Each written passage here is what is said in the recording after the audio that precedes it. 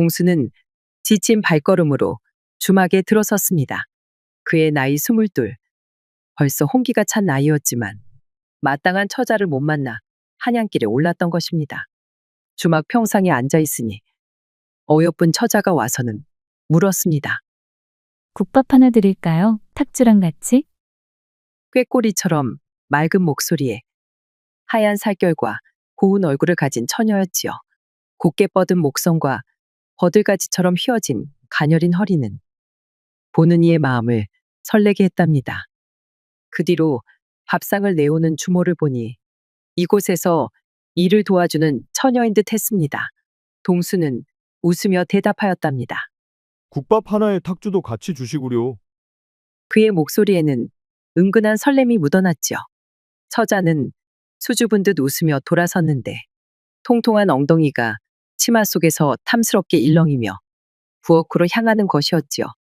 그녀가 부엌 안으로 사라진 후에도 동수는 한참을 그 자리에 앉아 그녀의 먹음직한 뒷모습을 떠올리며 멍하니 미소 짓고 있었답니다. 지금 누굴 보는 것이요? 어디서 굴러온 놈이요? 한 사내가 동수를 보며 화를 내는 것이었습니다. 깜짝 놀라 뒤를 돌아보니 웬 머슴 하나가 동수를 보면서 씩씩거리는 것이었지요. 보아하니 아까 그 처자의 서방인 듯 싶었습니다. 곱게 핀 꽃봉오리처럼 아직 여린 나이로 보였건만 벌써 서방이 있다니 동수의 가슴이 철렁 내려앉았지요. 그저 창피한 마음에 주막에서 허겁지겁 도망치듯 나올 수밖에 없었답니다. 아이고, 이를 어쩐다. 한양 처녀들은 어찌 이리도 일찍 시집을 가는 것이야. 이러다가 남아있는 처녀가 하나도 없겠구나. 동수는 한숨을 푹푹 쉬며 발걸음을 재촉했습니다. 도망치듯 나온 주막 뒤로 그 처자의 탐스러운 엉덩이가 자꾸만 눈에 아른거렸지요. 동수는 또 허탈한 마음으로 터벅터벅 걸어갔답니다. 동수는 충청도 산골짜기 작은 마을에 살았답니다. 키는 6척이 넘고 힘도 장사였으며 얼굴도 미남이라 소문난 총각이었지요. 그런데 그 고을에는 처녀가 한 명도 없었습니다. 그나마 한 명 있던 꽃분이도 그 마을에서 물레방앗간을 하는 집의 아들놈에게 시집을 가버리는 바람에 어린 여자아이들 말고는 혼례를 올릴 만한 처녀가 한 명도 남아있지 않았던 것입니다. 그나마 대추나무집 과부만 동수한테 은근한 추파를 던질 뿐이었죠. 한날은 동수가 밭에 가는 중이었는데 대추나무집 과부가 그런 동수를 보고서는 생글생글 웃으며 묻는 것이었죠. 동수야, 어디 가는 게야? 고추밭에 물 주러 가요. 그래, 고추밭에만 물 주지 말고 나한테도 고추도 심고 물도 주고 하면 얼마나 좋겠니? 과부는 눈을 가늘게 뜨며 배시시 웃으며 말하는 것이었지요. 그녀의 말이 무슨 말인지 몰라 동수는 대충 대답하였습니다. 그래요. 그러며 동수는 산속 고추밭으로 향하였답니다. 그렇게 동수가 고추밭에 물도 주고 잡초도 뽑고 한참을 일하고 있는데 밑에서 대추나무집 과부가 광주리를 머리에 이고 뒤뚱뒤뚱 올라오는 게 아니겠어요? 아줌에, 어쩐 일이요? 네가 밭일한다고 시장할 듯하여 내가 새참 좀 준비해 왔다네. 그래, 고추의 물은 많이 주었어. 하며 웃는 것이었습니다. 과부가 가져온 광주리 안에는 전이며 각종 반찬에 막걸리까지 가득이었지요. 일이 많은 걸 어찌 다 먹으라고 가져왔대요? 사내가 많이 먹어야 힘도 잘 쓰지. 어여 먹어봐. 과부는 전을 한쪽 찢어서 동수의 입에 넣어 주었습니다. 그리고 막걸리도 한 잔 따라서는 동수에게 건네주었지요. 그렇지 않아도 밭일에 지쳐 목이 마르던 터라 한 입에 쭉 들이켰지요. 그렇게 한 잔 두 잔 마셨더니 얼굴이 달아오르는 게 눈도 해롱해롱하면서 앞에 과부가 저번에 물레방앗간 아들놈에게 시집간 꽃분이 얼굴처럼 보이는 게 아니겠어요? 술에 취해 동수가 정신을 못 차리자 과부는 냉큼 자신의 저고리를 벗었습니다. 그런데 동수는 고개도 돌리지 않고 그녀의 얼굴을 뻔히 쳐다만 보는 것이었지요. 얘 동수야, 내 몸이 예뻐 보이지 않는 것이야. 그러자 동수가 혀 꼬부라진 투로 말했습니다. 꽃분이 너는 항상 이쁘지. 술에 취해 자신을 꽃분이로 착각하고 있는 것에 화가 났지만 그래도 자신을 이쁘다고 하여 주니 과부는 그런 동수를 자신의 남자로 만들고 싶었답니다. 그렇다면 덤벼야 사내가 아니겠어. 아니 꽃분아, 그럼 내가 사내가 아니라 계집이란 말이오? 네가 정령 사내가 맞다면 어디 한번 입증해 보라니까. 그러면서 과부는 자신의 몸을 홀딱 벗고는 동수의 품에 안기는 게 아니겠어요? 햇볕 아래 드러난 그녀의 몸매는 마치 옷같이 하얗고 매끄러웠으며 그 향기는 달콤한 꿀향 같았지요. 과부가 동수 품에 달려들자 그만 뒤로 발라당 넘어진 동수는 그제야 술이 깨면서 자신에게 안긴 게 꽃분이가 아니고 대추나무지 과부란 걸 알게 되었지요. 깜짝 놀란 동수는 벌떡 일어나 과부를 밀치고는 정신없이 산을 내려왔답니다. 내가 꽃분이 년보다 못한 게 뭐가 있다고 그러는 게야. 거기 서지 못해. 동수의 등 뒤로 과부의 성난 목소리가 한참 동안 들려왔답니다. 그 일이 있고 나서 동수는 결정했습니다. 더 늦기 전에 처자를 구하기 위해 한양으로 길을 떠났던 것이었죠. 동수는 한양거리를 정처 없이 걷다가 비단 가게 앞에서 한 처자를 보게 되었습니다. 비단을 고르고 있는 처자의 모습이 너무도 아름다워 한동안 넋을 놓고 바라보았죠. 그러다가 처자가 비단을 사고 나서 혼자 걸어가는 모습을 보고는 용기를 내어 다가갔습니다. 이보시오. 일이 늦은 시각에 혼자 다니면 위험하니 제가 모셔다 드리겠습니다. 아이고, 고맙습니다만 괜찮아요. 일이 늦은 시각에 처자 혼자 가시다가 왈패라도 만나면 어쩌시려고. 제가 꼭 모셔다 드리겠습니다. 그러면서 동수는 처자의 비단 보따리를 들어주려 했습니다. 그때였습니다. 임자, 늦었네. 갑자기 나타난 젊은 사내의 말에 동수는 그만 얼어붙고 말았습니다. 알고 보니 그 처자는 이미 혼이 난 안악이었던 것이지요. 아, 실례했소이다. 동수는 얼굴이 벌겋게 달아올라 황급히 자리를 피했답니다. 다음 날 동수는 한양시장 근처에서 떡을 파는 처자를 보게 되었습니다. 앉은 자리에서 떡을 빚는 모습이 너무도 아름다워 동수는 하루 종일 떡을 사 먹으며 처자와 이야기를 나누었지요. 이보시오. 이 떡이 참으로 맛있구려. 어찌 이리 솜씨가 좋으신지. 아이고, 과찬이세요? 시골에서 올라오신 것 같은데 자주 오세요? 그렇게 말을 주고받다가 동수는 용기를 내어 다음 날도 찾아갔습니다. 이번에는 놀이개 한 개를 사들고 갔지요. 어제 처자님 떡을 못 잊어 또 왔습. 그런데 이게 웬일입니까? 떡집 주인으로 보이는 사내가 떡을 빚고 있었고 어제 보았던 처자는 그의 옆에서 정답게 웃으며 이야기를 나누고 있었던 것입니다. 여보, 어제 말씀드린 그 손님이세요? 어제 우리 마누라한테 자꾸 수작을 걸었던 놈이구먼. 이리 좀 와보시구려. 동수는 또다시 도망치듯 그 자리를 피했답니다. 아이고, 이래서야 어찌 한양에서 처자를 구하겠는가. 차라리 고향으로 돌아가는 게 낫겠구나. 그렇게 동수는 한양에서 처자를 구하는 걸 포기하고 다시 고향으로 가기 위해 길을 떠났습니다. 해가 저물어갈 무렵 화성의 한 허름한 주막에 들어선 동수는 조용히 구석자리에 앉았습니다. 저녁놀이 주막 안으로 스며들고 주모가 등잔불을 하나둘 켜기 시작할 때였지요. 쉬기 오른 사내들이 큰 소리로 이야기를 나누고 있었는데 동수는 술 한 잔을 앞에 놓고 그들의 이야기에 귀를 기울였습니다. 그 산속 운막 얘기 들어보셨소? 한 사내가 말했습니다. 약초꾼들이 쓰던 그 운막 말이요? 귀신이 나온다던? 다른 사내가 말을 받았지요. 동수는 그들의 이야기에 점점 더 관심이 생겼답니다. 주막 안에는 술 취한 사내들의 웃음소리와 함께 귀신 이야기가 퍼져나갔지요. 들리는 얘기로는 달빛 아래 하얀 저고리를 입고 서 있는데 얼굴이 꽃처럼 고와서 한순간 넋을 잃고 보다가 결국 혼절하고 만다던데요. 들어봐요. 내가 어젯밤에 그 움막에서 잠을 자다가 하얀 저고리를 입은 귀신이 나타나지 않겠소. 달빛 아래 서 있는데 발이 없는 거요. 너무 놀라 정신없이 뛰어나오다 보니 보찜을 두고 왔다오. 아이고. 그래서 어쩌시려고? 옆자리 사내가 술잔을 기울이며 물었습니다.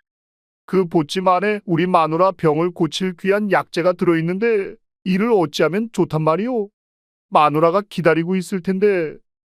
사내는 식은땀을 닦으며 한숨을 쉬었습니다. 누가 대신 가져와 주면 한 양은 드리리다. 나는 도저히 그 귀신이 무서워서 못 가겠소. 사내의 떨리는 목소리에는 두려움이 가득했죠. 동수는 그 말을 듣고 있다가 귀가 솔깃해졌답니다. 한 양이면 꽤 큰 돈이었으니까요. 그래서 동수가 끼어들어 말했습니다. 그 보찜만 가져오면 되는 것이지요? 동수의 말에 그 사내는 한 양을 주겠다고 약속했습니다. 고향으로 돌아갈 노잣돈이 궁했던 동수는 그 움막으로 가기로 결심했습니다.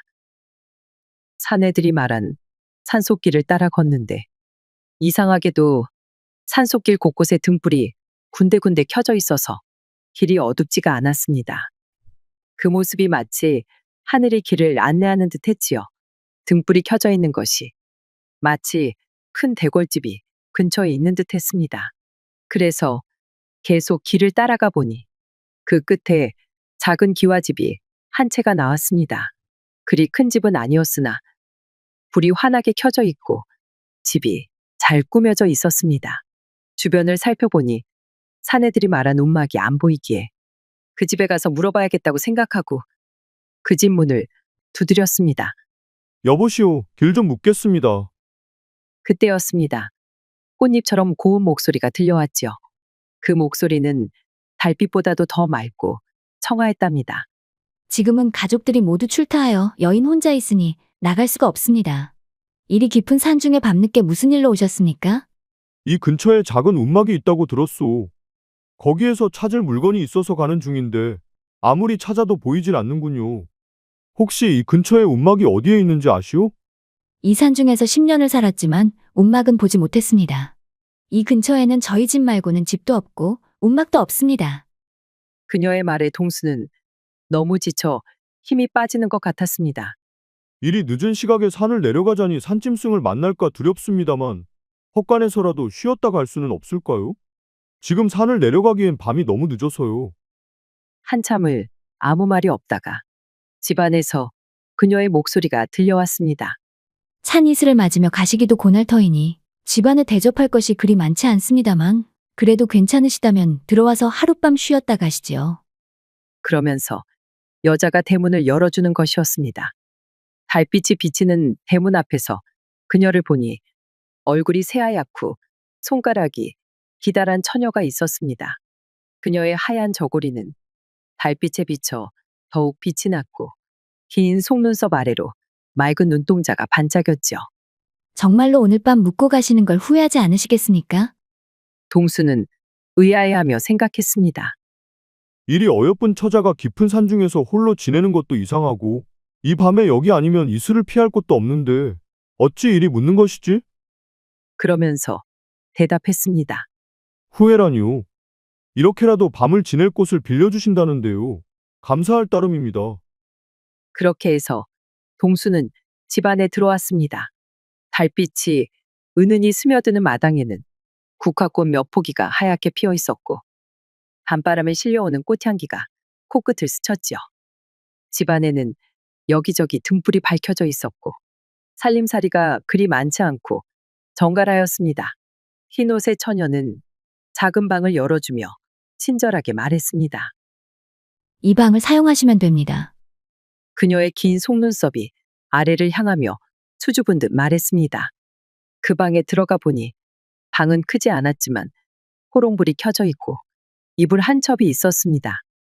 동수가 방에 들어가서 잠시 숨을 돌리고 있던 참에 방문 밖에서 목소리가 들렸습니다. 먼 길 오시느라 시장하실 듯하여 조금 상을 차려왔습니다. 방문을 열어주자 흰옷의 처녀는 밥 한 공기와 나물 반찬 한 개, 그리고 술 한 병을 가져왔습니다.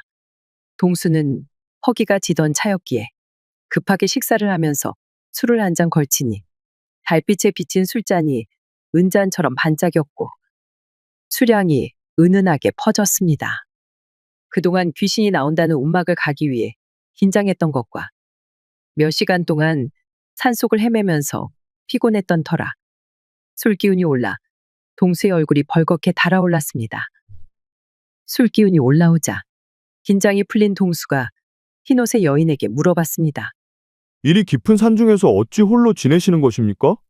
밤이면 무섭지 않으신지요? 그러자 그녀는 흰볼을 타고 눈물을 흘리며 말했습니다. 사실은 제가 아버지와 오라버니와 같이 이 산속에서 약초를 캐면서 살아가고 있습니다. 그런데 아버지와 오라버니가 지난 가을에 약초를 캐러 간 후 겨울이 지나고 봄이 되어도 돌아오질 않고 있습니다. 깊은 산속 어딘가에서 큰 변을 당하신 게 분명하지만 여인의 몸으로 찾으러 갈 수도 없어서 이리 혼자 살고 있습니다. 올 때 저를 위해 댕기를 사다 주신다던 오라버니의 말만 떠오를 뿐입니다. 그녀가 슬피 울자 동수는 그녀가 측은해 보여 그녀의 어깨를 살며시 껴안고 토당여 주었습니다. 그랬더니 그녀가 동수의 품 안으로 푹 안기면서 그녀의 얼굴을 비비는 것이었습니다. 달빛 아래 그녀의 하얀 살결이 은은하게 빛났고 그 향기는 산속 꽃향기보다도 더 달콤했지요. 그러면서 눈물이 촉촉한 눈으로 동수를 올려다보며 말하는 것이었습니다. 이렇게 사람을 만나 대화를 나눠보는 것도 몇 해만인지 모르겠습니다. 그녀의 붉은 입술이 달빛에 촉촉이 젖어 있었고 그녀의 볼은 이미 붉게 타오르고 있는 듯 했습니다. 동수는 참지 못하고 그녀의 입술을 찾아 입을 맞추었습니다. 그녀도 잠시 입을 맞추다 벼랑간 동수를 밀쳐내며 고개를 돌리고는 말하였습니다. 안 됩니다. 저는 처녀의 몸입니다. 아무 사내한테 제 몸을 함부로 허락할 수 없습니다. 달빛에 비친 그녀의 눈동자가 반짝이자 동수는 참지 못하고 말하였지요. 이리 어여쁜 당신이 원한다면 당신과 혼인하고 싶소. 그러자 그녀는 수줍은 듯 고개를 숙이며 묻는 것이었습니다. 정말 저와 혼인하고 싶으신가요?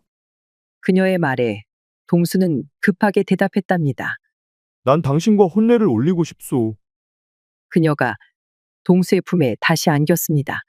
달빛과 술기운에 취한 동수는 그녀의 앞섭을 풀어헤치며 그녀의 흰살 위를 자신의 거친 손으로 쓰다듬어 갔습니다. 그녀의 살결은 차가웠지만 숨결은 뜨거웠습니다. 그렇게 그녀와 동수는 밤새 몇 번이나 숨이 넘어갈 듯한 기쁨을 나눈 뒤에 잠에 빠져들었습니다. 새벽에 차가운 산바람이 불어오고 먼 산에서 닭 울음소리가 들려올 때쯤 잠에서 깬 동수는 깜짝 놀라고 말았습니다. 자신이 지난밤에 잔 곳은 폐가였던 것이었습니다. 썩어 문드러진 기둥과 낡은 문짝이 삐걱거리며 흔들리고 있었지요. 그리고 동수가 잔 방 한 구석에는 보찜이 하나 보였습니다. 아마도 그 사내가 말한 보찜이 분명했습니다.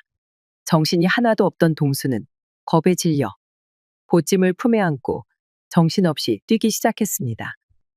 왠지 뒤에서 여인의 울음소리가 들리는 것 같아 더욱 정신없이 달렸지요.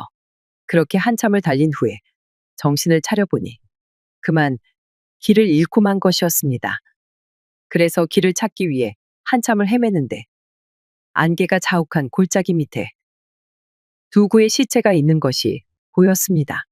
가까이 가서 보니 산의 차림으로 호미와 망태기가 있는 것을 보아 약초꾼임이 분명했습니다. 시신은 이미 백골이 되어 있었지만 한 사내의 낡은 옷섭에서 댕기가 보이는 것이 어젯밤에 흰옷의 그녀가 말한 그녀의 오라버니인 듯 했습니다. 댕기는 어젯밤 그녀가 말했던 것처럼 새 것이었고 비단으로 만든 고운 빛깔이었지요. 동수는 그 댕기를 챙겨 자신의 품속에 잘 간직하고 하늘이 밝아오기 전에 두 사내를 양지 바른 곳에 묻어주었습니다. 부디 좋은 곳으로 가시기를. 골짜기를 따라 내려가다 보니 해가 저물고 밤이 되어서야 그 전에 묵었던 주막에 방도할 수 있었습니다. 동수는 사내에게 보찜을 돌려주었습니다. 어젯밤 별일 없었냐는 사내의 질문에 머릿속에 많은 생각이 떠올랐지만 결국 아무 일도 없었다고 대답했죠. 그저 품속 깊이 간직한 댕기를 만지작거리며 달빛처럼 하얗던 그녀의 모습을 떠올릴 뿐이었습니다. 한밤의 달빛 아래에서 나는 그 뜨거웠던 사랑이 귀신과의 인연이었다는 것을 진작에 깨달은 동수였지만 그녀의 아버지와 오라버니를 그렇게 발견하고 나니 다시금 가슴 한켠이 아려왔습니다. 그녀의 아버지와 오라버니를 양지 바른 곳에 정성스레 묻어준 것이 그녀의 한을 조금이나마 덜어줄 수 있기를 바랐지요.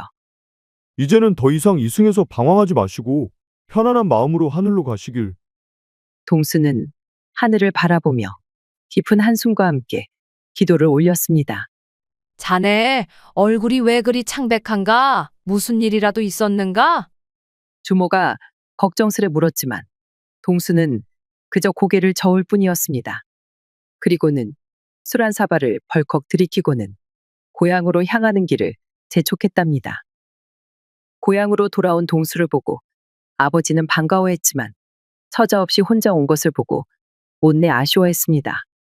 그래, 한양에는 가보았느냐? 그곳 안악들은 어떠하더냐? 동수는 한양에서 있었던 일들을 생각하며 말을 다할 수는 없는 노릇이었지요.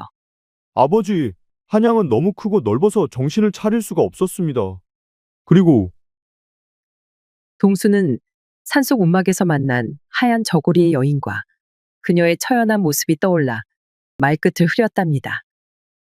아버지는 혼자 적적하게 있는 것보다 아들이 돌아왔으니 기쁘기도 하였지요. 그래. 우리 옆마을에도 좋은 처자들이 있을 테니 조급해하지 말거라. 아버지는 동수의 등을 두드려 주셨답니다.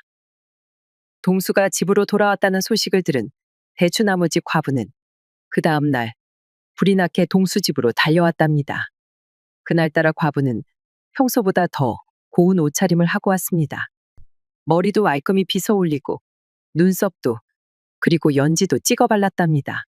한참 댕기를 매만지며 생각에 잠겨있던 동수는 밖에서 과부의 목소리가 들리자 그 댕기를 자신의 허리춤에 숨기고는 방문을 열어 과부를 맞이하였지요.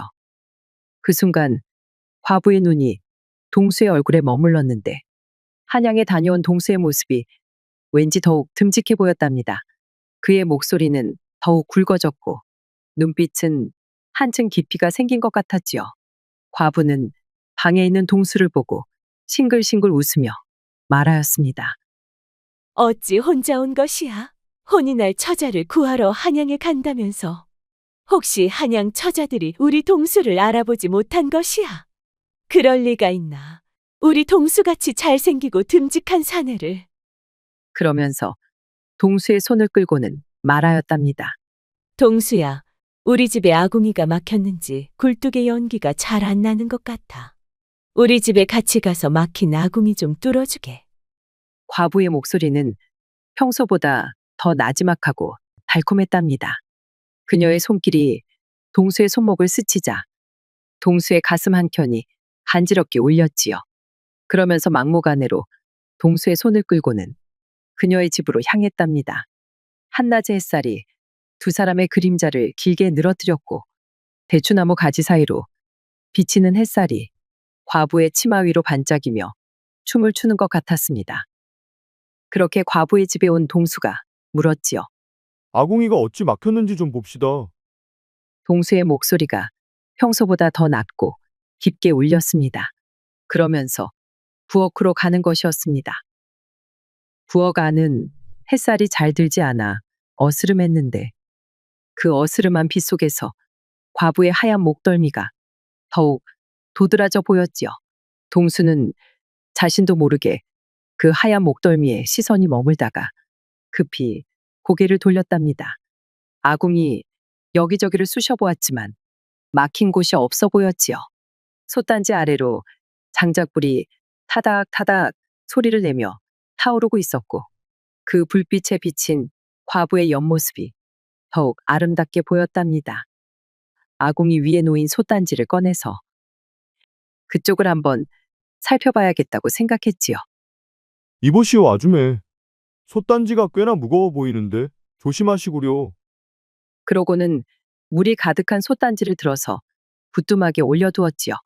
동수의 팔뚝에 힘이 들어가자 붉은 핏줄이 도드라졌고 과부는 그 모습을 넋놓고 바라보았답니다. 한참 아궁이를 잘 살펴보고 있는데 갑자기 옆에서 우당탕 소리가 들려왔습니다.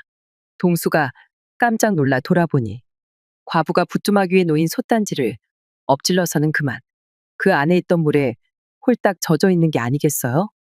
아이고, 이를 어쩐다.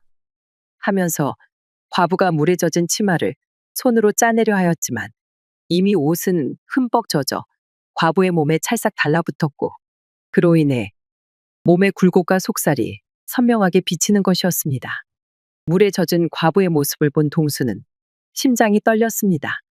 햇살에 반사된 물방울이 그녀의 살결을 따라 흘러내리고 젖은 치마와 저고리는 그녀의 풍만한 몸매를 그대로 드러내고 있었습니다.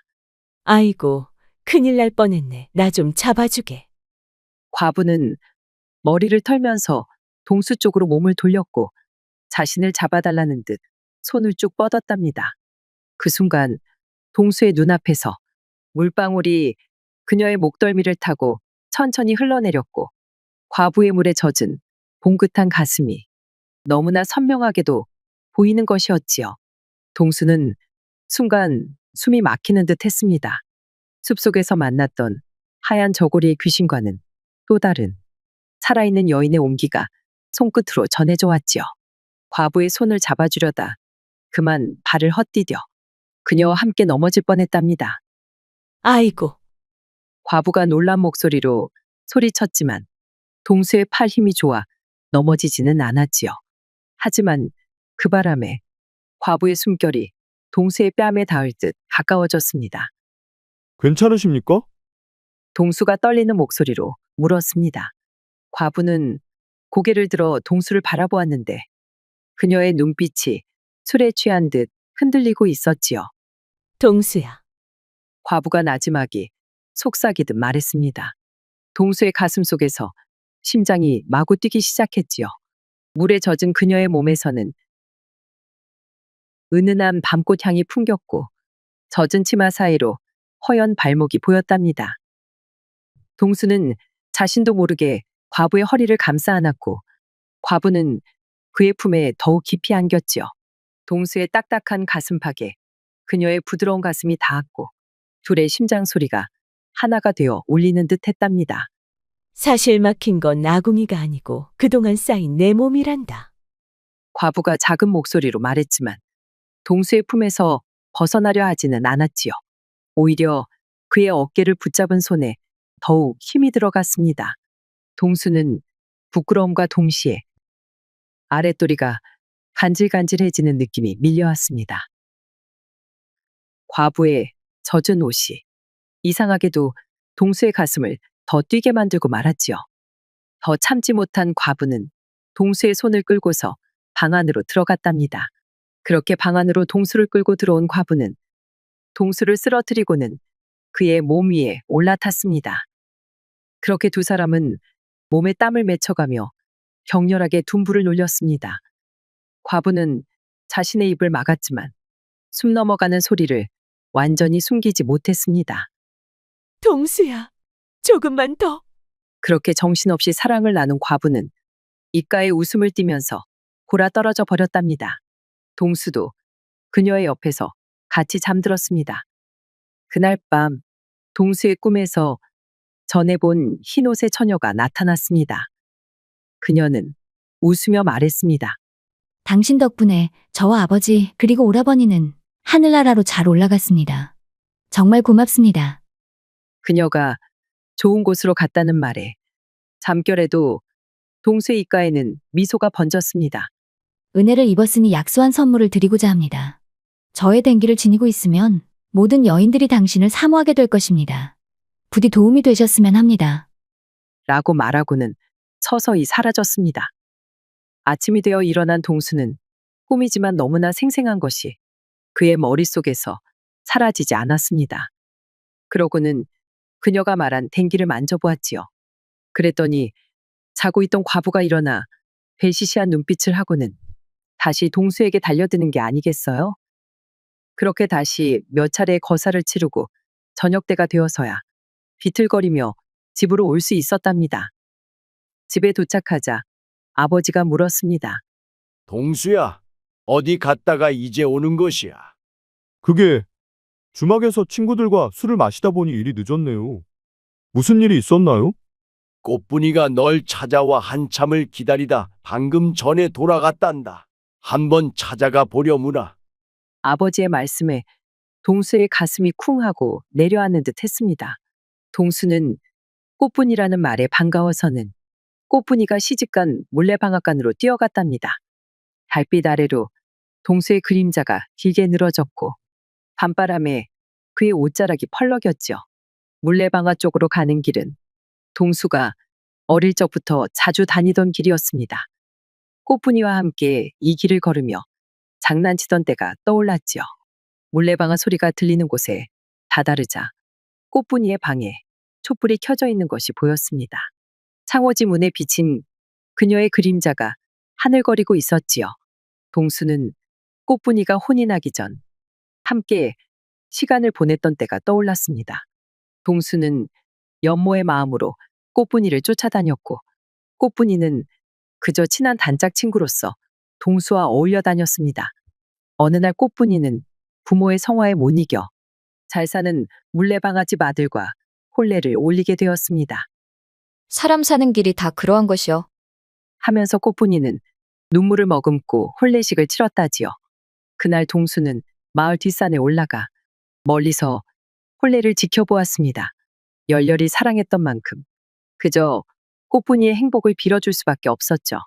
그러나 진즉부터 몸이 약했던 꽃분이의 서방은 한 해가 지나기도 전에 병석에 눕더니만 얼마 안 되어 세상을 떠나버렸습니다. 세상 물정 모르고 시집온 꽃분이는 서방의 임종을 지키며 밤낮을 눈물로 치새웠지요.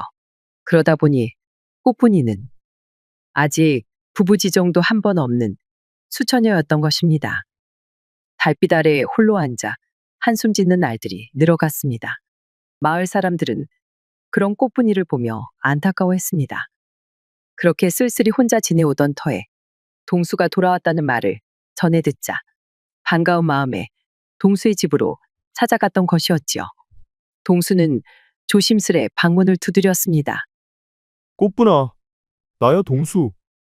문이 살며시 열리고 꽃분이가 나왔는데 달빛이 그녀의 하얀 얼굴을 비추었습니다. 여전히 고운 얼굴이었지만 어딘가 쓸쓸해 보이는 기색이 역력했지요. 그렇게 어렵사리 마주한 두 사람은 그간의 이야기를 서로 주고받았습니다. 한양은 어떠하더냐? 네가 없는 곳은 다 똑같더라. 동수가 나지막이 대답했지요. 그 말을 듣는 순간 꽃분이의 얼굴이 붉게 달아올랐습니다. 꽃분이가 동수를 보니 예전에는 느끼지 못했던 것들이 느껴졌습니다. 동수는 이전보다 더 사내다워지고 눈빛이 한층 깊어진 것 같았지요. 어릴 적 장난꾸러기 같던 모습은 온데간데 없고 듬직한 사내의 모습으로 변해 있었습니다. 그의 넓은 어깨는 든든해 보였고 거친 손은 그동안의 세월을 말해주는 듯 했습니다. 동수의 눈을 바라보고 있자니 왠지 몸이 달아오르는 것이 동수의 품에 안기고 싶은 욕망이 드는 것이었지요. 달빛 아래 마주 앉은 두 사람 사이로 이상한 긴장감이 흐르는 듯 했습니다. 꽃분이는 저도 모르게 손끝으로 옷깃을 만지작거렸고 동수는 그런 그녀의 하얀 손길을 넋놓고 바라보았답니다. 동수야, 꽃분이가 떨리는 목소리로 말했습니다. 그동안 내가 하면서 말을 잇지 못하고 고개를 숙였지요. 동수는 그녀의 가녀린 어깨가 달빛 아래 떨리는 것을 보았답니다. 꽃분아, 나 그동안 많이 후회했어. 동수가 나지막이 말했습니다. 너가 시집 가던 날 나는 산에 올라가 멀리서 지켜보기만 했지. 내 마음을 제대로 전하지도 못하고 그때였습니다.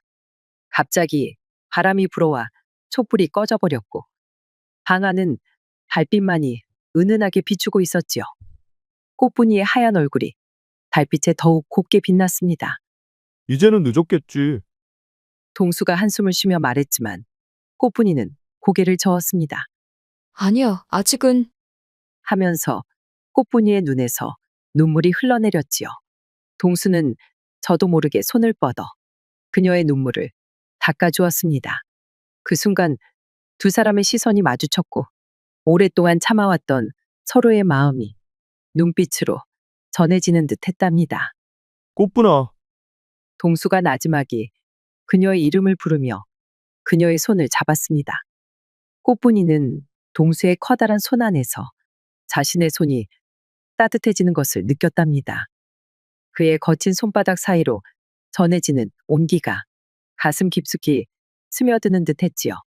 달빛은 여전히 두 사람을 비추고 있었고 멀리서 들리는 물레방아 소리가 두 사람의 심장 소리처럼 들렸습니다. 동수야, 난 그동안. 꽃분이가 떨리는 목소리로 말을 이으려 했지만 동수는 손가락을 그녀의 입술에 가져다 대며 말을 막았습니다. 나도 다 알아. 동수의 목소리가 깊어졌습니다. 더 이상 말하지 않아도 돼. 달빛에 비친 꽃분이의 살결은 마치 비단처럼 희고 고운 것이었지요. 그렇게 아름다운 모습을 처음 본 동수는 심장이 빨라졌습니다. 그러다 보니 뜨거운 피가 자꾸 그곳에 쏠리는 것이었지요. 동수는 어느새 참을 수 없게 되었답니다. 딱딱해진 동수의 것이 뜨거운 열기를 뿜으며 들어가자 꽃분이는 온몸이 절구에 찧어진 것처럼 아팠지만 마음만은 평생 동안 막혔던 것이 뚫리는 것처럼 시원한 기분이었습니다.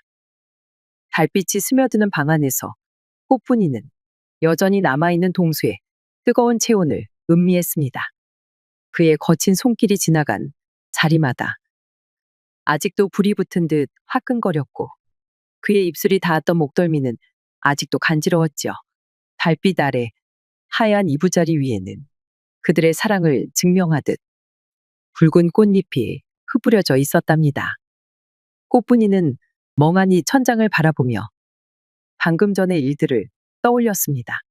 동수의 넓은 가슴에 안겼을 때의 그 든든함, 그의 따뜻한 숨결이 귓가에 닿았을 때 그 설렘, 처음으로 느껴보는 남자의 뜨거운 온기가 온몸을 휘감았을 때 그 전율. 모든 것이 꿈만 같았지요. 어릴 적엔 그저 친한 친구로만 느꼈던 사내. 그리워하다 이것이 연모의 감정임을 깨닫고 마침내 그의 품에 안겨 나누었던 뜨거운 사랑. 꽃분이는 이제야 진정한 여인이 된 것 같았답니다. 처음에는 부끄럽고 두려웠지만 동수의 부드러운 어루만짐에 그 모든 것이 자연스레 녹아내렸지요. 이제 꽃분이는 달빛만 보아도 그날 밤이 떠올라 얼굴이 붉어졌답니다. 마을에서 동수를 스치듯 마주칠 때면 그의 거친 손길과 뜨거운 입맞춤이 생각나 가슴이 두근거렸지요. 특히 밤이 되면 더욱 그리워져서 이불을 끌어안고 그날의 기억을 되새기곤 했답니다. 그렇게 동수와 꽃분이의 사랑은 깊어져 갔습니다. 틈만 나면 물레방앗간에서 달콤한 시간을 보내곤 했지요. 꽃분이의 보드라운 살결은 동수의 가슴을 설레게 했고 그녀의 달콤한 숨결은 동수의 정신을 아찔하게 만들었답니다. 한편 대추나무집 과부 또한 동수의 거칠고도 부드러운 사내다움을 잊지 못했지요. 밤이면 몰래 동수의 방문을 두드리곤 했는데 달빛 아래 그녀의 윤기나는 피부는 마치 배곡 같았답니다. 동수는 두 여인 사이에서 정신이 혼미해질 지경이었지요. 낮에는 꽃분이의 달콤한 사랑에 빠져들었다가 밤이면 과부의 농염한 유혹에 넘어가곤 했답니다. 그의 건장한 체격과 힘 좋은 팔뚝은 두 여인의 마음을 사로잡기에 충분했지요. 이렇게 동수는 꽃분이와 과부, 두 여인의 사랑을 한 몸에 받으며 즐거운 나날을 보냈다고 합니다. 훗날 댕기의 능력 탓에 온 마을의 아녀자들이 동수를 마음에 품어 고역을 치르겠지만 그것은 나중의 이야기일 것입니다.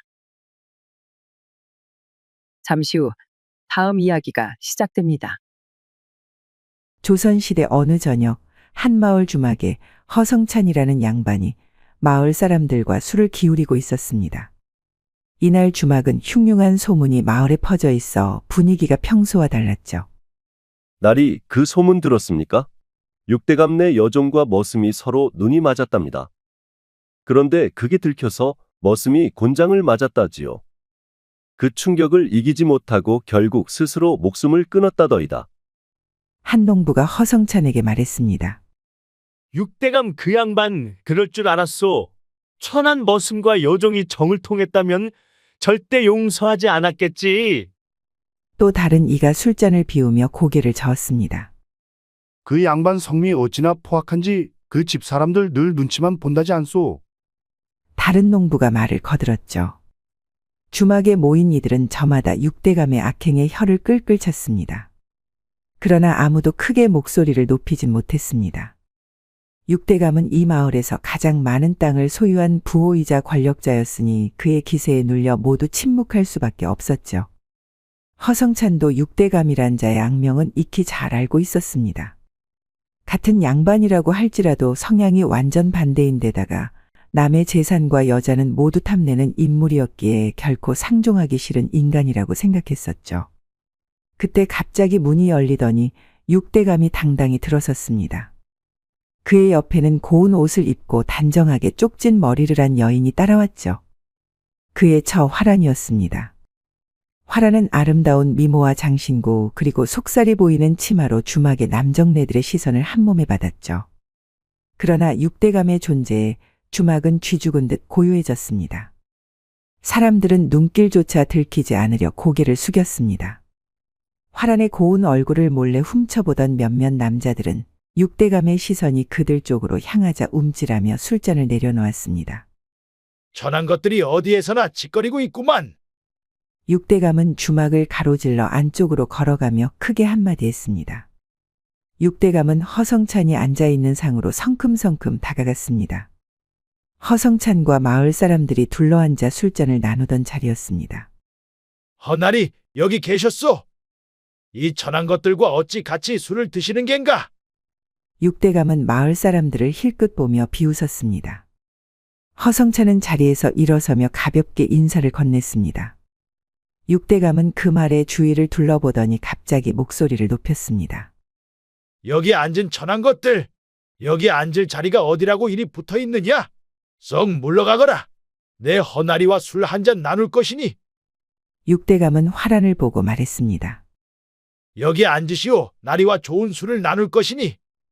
화란은 조용히 그의 옆에 앉았습니다. 허성찬은 조심스레 그들을 바라보았지만 그 자리에 억지로 함께하게 된 자신의 처지를 피하지 않았습니다. 이런 천한 자들과 섞이는 것은 삼가시오. 그들은 원래부터 우리와는 격이 다르지 않소. 그의 말에 허성찬은 속으로 불편함을 느꼈지만 겉으로는 억지로 미소를 지으며 술잔을 들었습니다. 허성찬은 육대감의 옆에 앉은 화란을 은근히 바라보았습니다. 그녀의 미모는 소문으로만 듣던 것보다도 훨씬 뛰어났습니다. 단정한 머리와 고운 옷차림, 가녀린 손끝까지 고운 선이 이어져 마치 그림 속 인물이 걸어 나온 듯했습니다. 어찌 저런 고운 여인이 저 육대감과 같은 포악한 사람과 한 지붕 아래 살아가는 것인가? 안타깝구나. 그는 고개를 살짝 숙이며 술잔을 들었습니다. 화란은 조용히 고개를 숙이고 있었고 육대감은 술에 취해 스스로 흥이 난 듯 연신 떠들었습니다. 허나리, 여종이며 머슴들이란 놈들은 죄다 바보들 뿐이지 않소. 글자는커녕 간단한 숫자도 모르는 주제에 일 하나라도 제대로 하질 못하니 내가 속이 터지지 않겠소. 육대감은 술잔을 탁 내려놓으며 목소리를 높였습니다. 그의 말투는 갈수록 거칠어졌습니다. 허성찬은 속으로 화가 났지만 괜히 긁어부스럼을 만들고 싶지 않았습니다. 지금은 그저 육대감의 말을 듣는 척하며 술잔을 비우고 얼른 자리를 뜨고 싶었죠. 허나리, 참말로 억울하지 않겠소? 이 육대감이 말이요, 수백 마지기의 땅을 가진 사람이 아니오. 그런데도 그 천한 여종이며 머슴들 탓에 손해를 보고 있다니까. 그래도 그자들이라고 못 배우고 싶어서 그랬겠습니까? 조금 여유를 갖고 보듬어 주실 때도 있어야 하는 것 아니겠습니까? 글도 모르고 숫자도 모르고 그냥 땅을 밟고 있는 짐짝들이라니까. 글 공부는커녕 이름 석자 제대로 쓰는 놈 하나 없으니 내가 일일이 손을 봐야 하질 않소. 아니면 내 손에는 누가 메워준단 말이오. 육대감의 비아냥거림에 허성찬은 마음이 답답했지만 표정 하나 변하지 않고 그의 말을 듣고 있었습니다. 그러다 육대감이 갑자기 잔을 내려놓으며 물었습니다.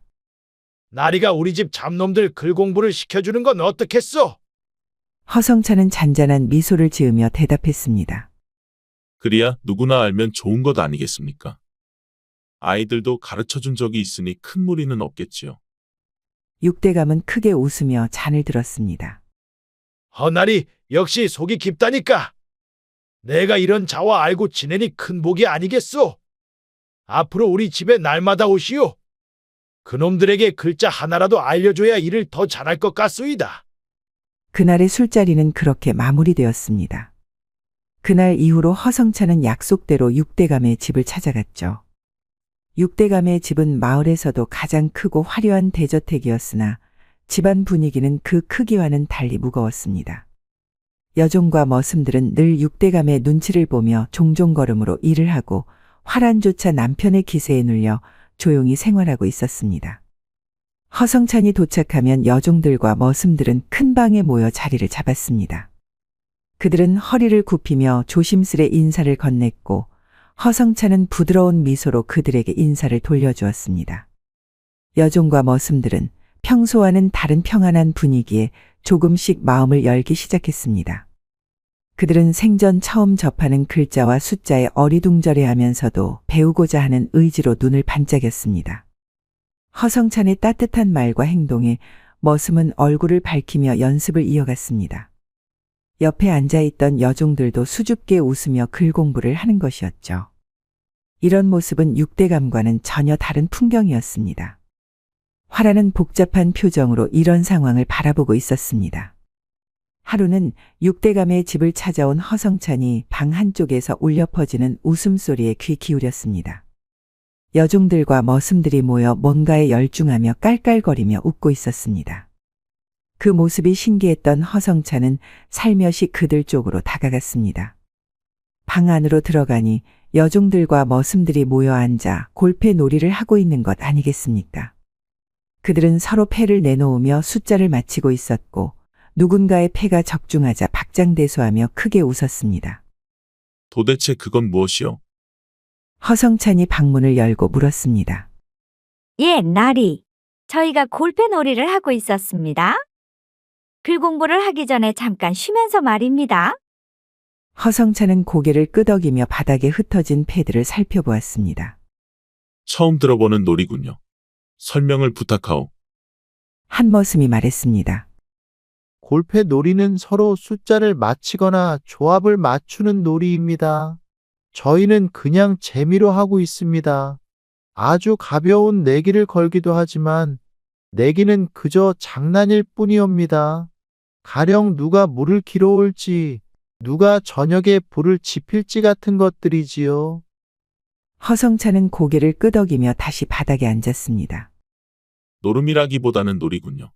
나는 양반이라 이런 놀이를 접할 기회가 없었는데 아무래도 여러분이 나보다 더 재밌게 사는 것 같소. 그 말에 여종과 머슴들은 소리 없이 웃음을 터뜨렸습니다. 허성찬은 그들이 왜 이렇게 순수하고 즐겁게 이 놀이를 하는지 궁금해졌습니다. 나도 이 놀이를 해보고 싶소. 궁금하군요. 여종들과 머슴들은 서로를 쳐다보며 머뭇거렸습니다. 나리께서 이런 놀이를 하셔도 되겠습니까? 저희가 감히? 허성찬은 손을 내저으며 말했습니다. 사람이 즐거운 일을 배우는데 어찌 신분이 문제가 되겠습니까? 내가 모르는 세상도 이렇게 많은데 여러분들이 가르쳐 줄 수 있다면 더할 나위 없이 고맙겠소. 여종과 머슴들은 미소를 지으며 패를 들고 하나씩 규칙을 설명하기 시작했습니다. 허성찬은 그들의 말에 귀를 기울이며 하나하나 배워갔습니다. 놀이를 알려주며 활짝 웃는 그들의 얼굴을 보던 그는 속으로 생각했습니다.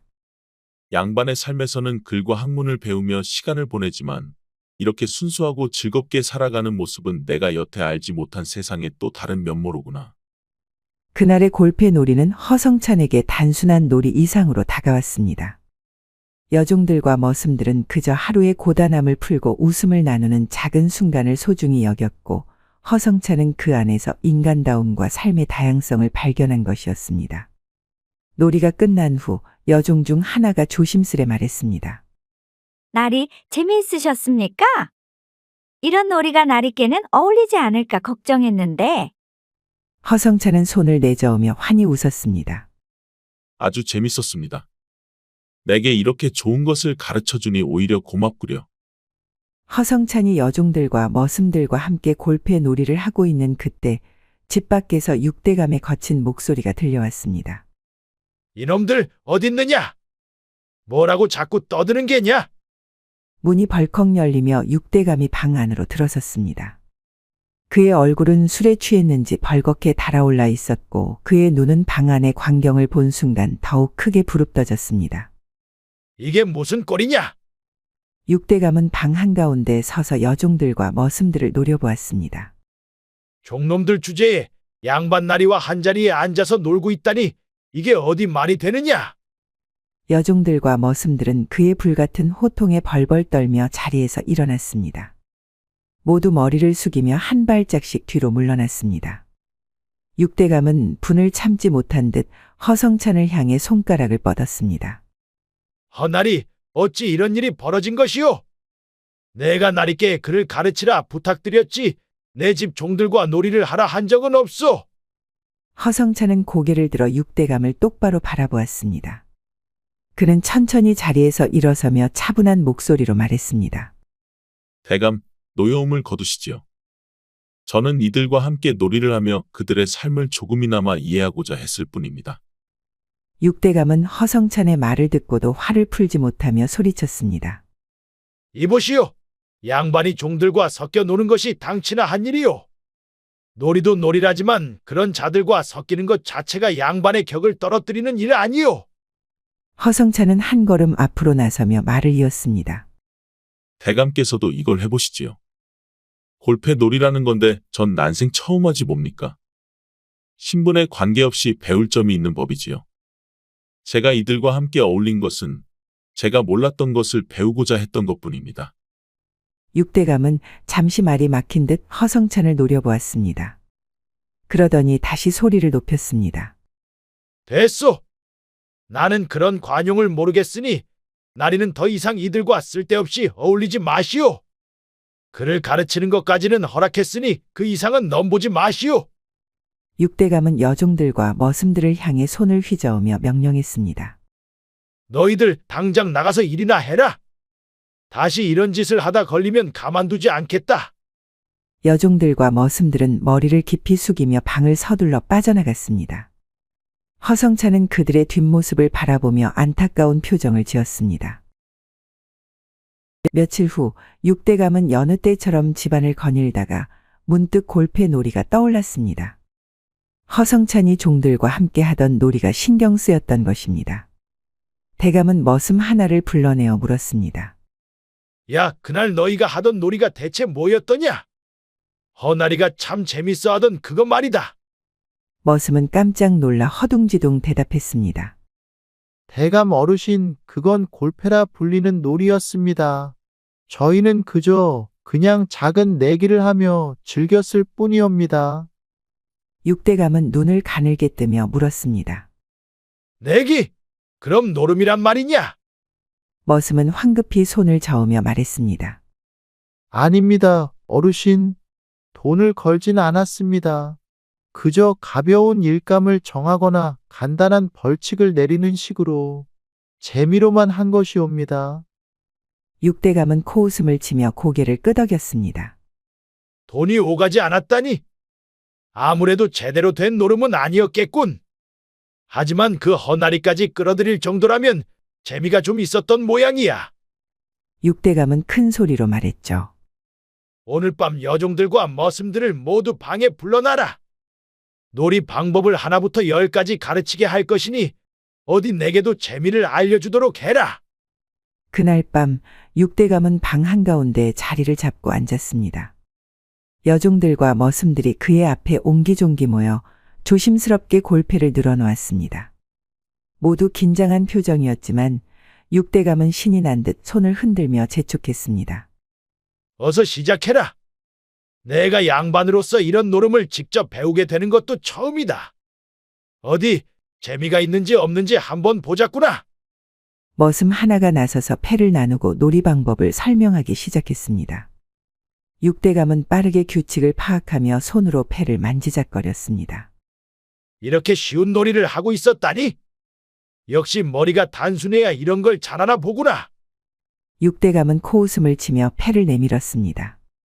처음에는 규칙을 배우는데 서툴렀지만 육대감은 금세 골패 놀이에 흥미를 붙였습니다.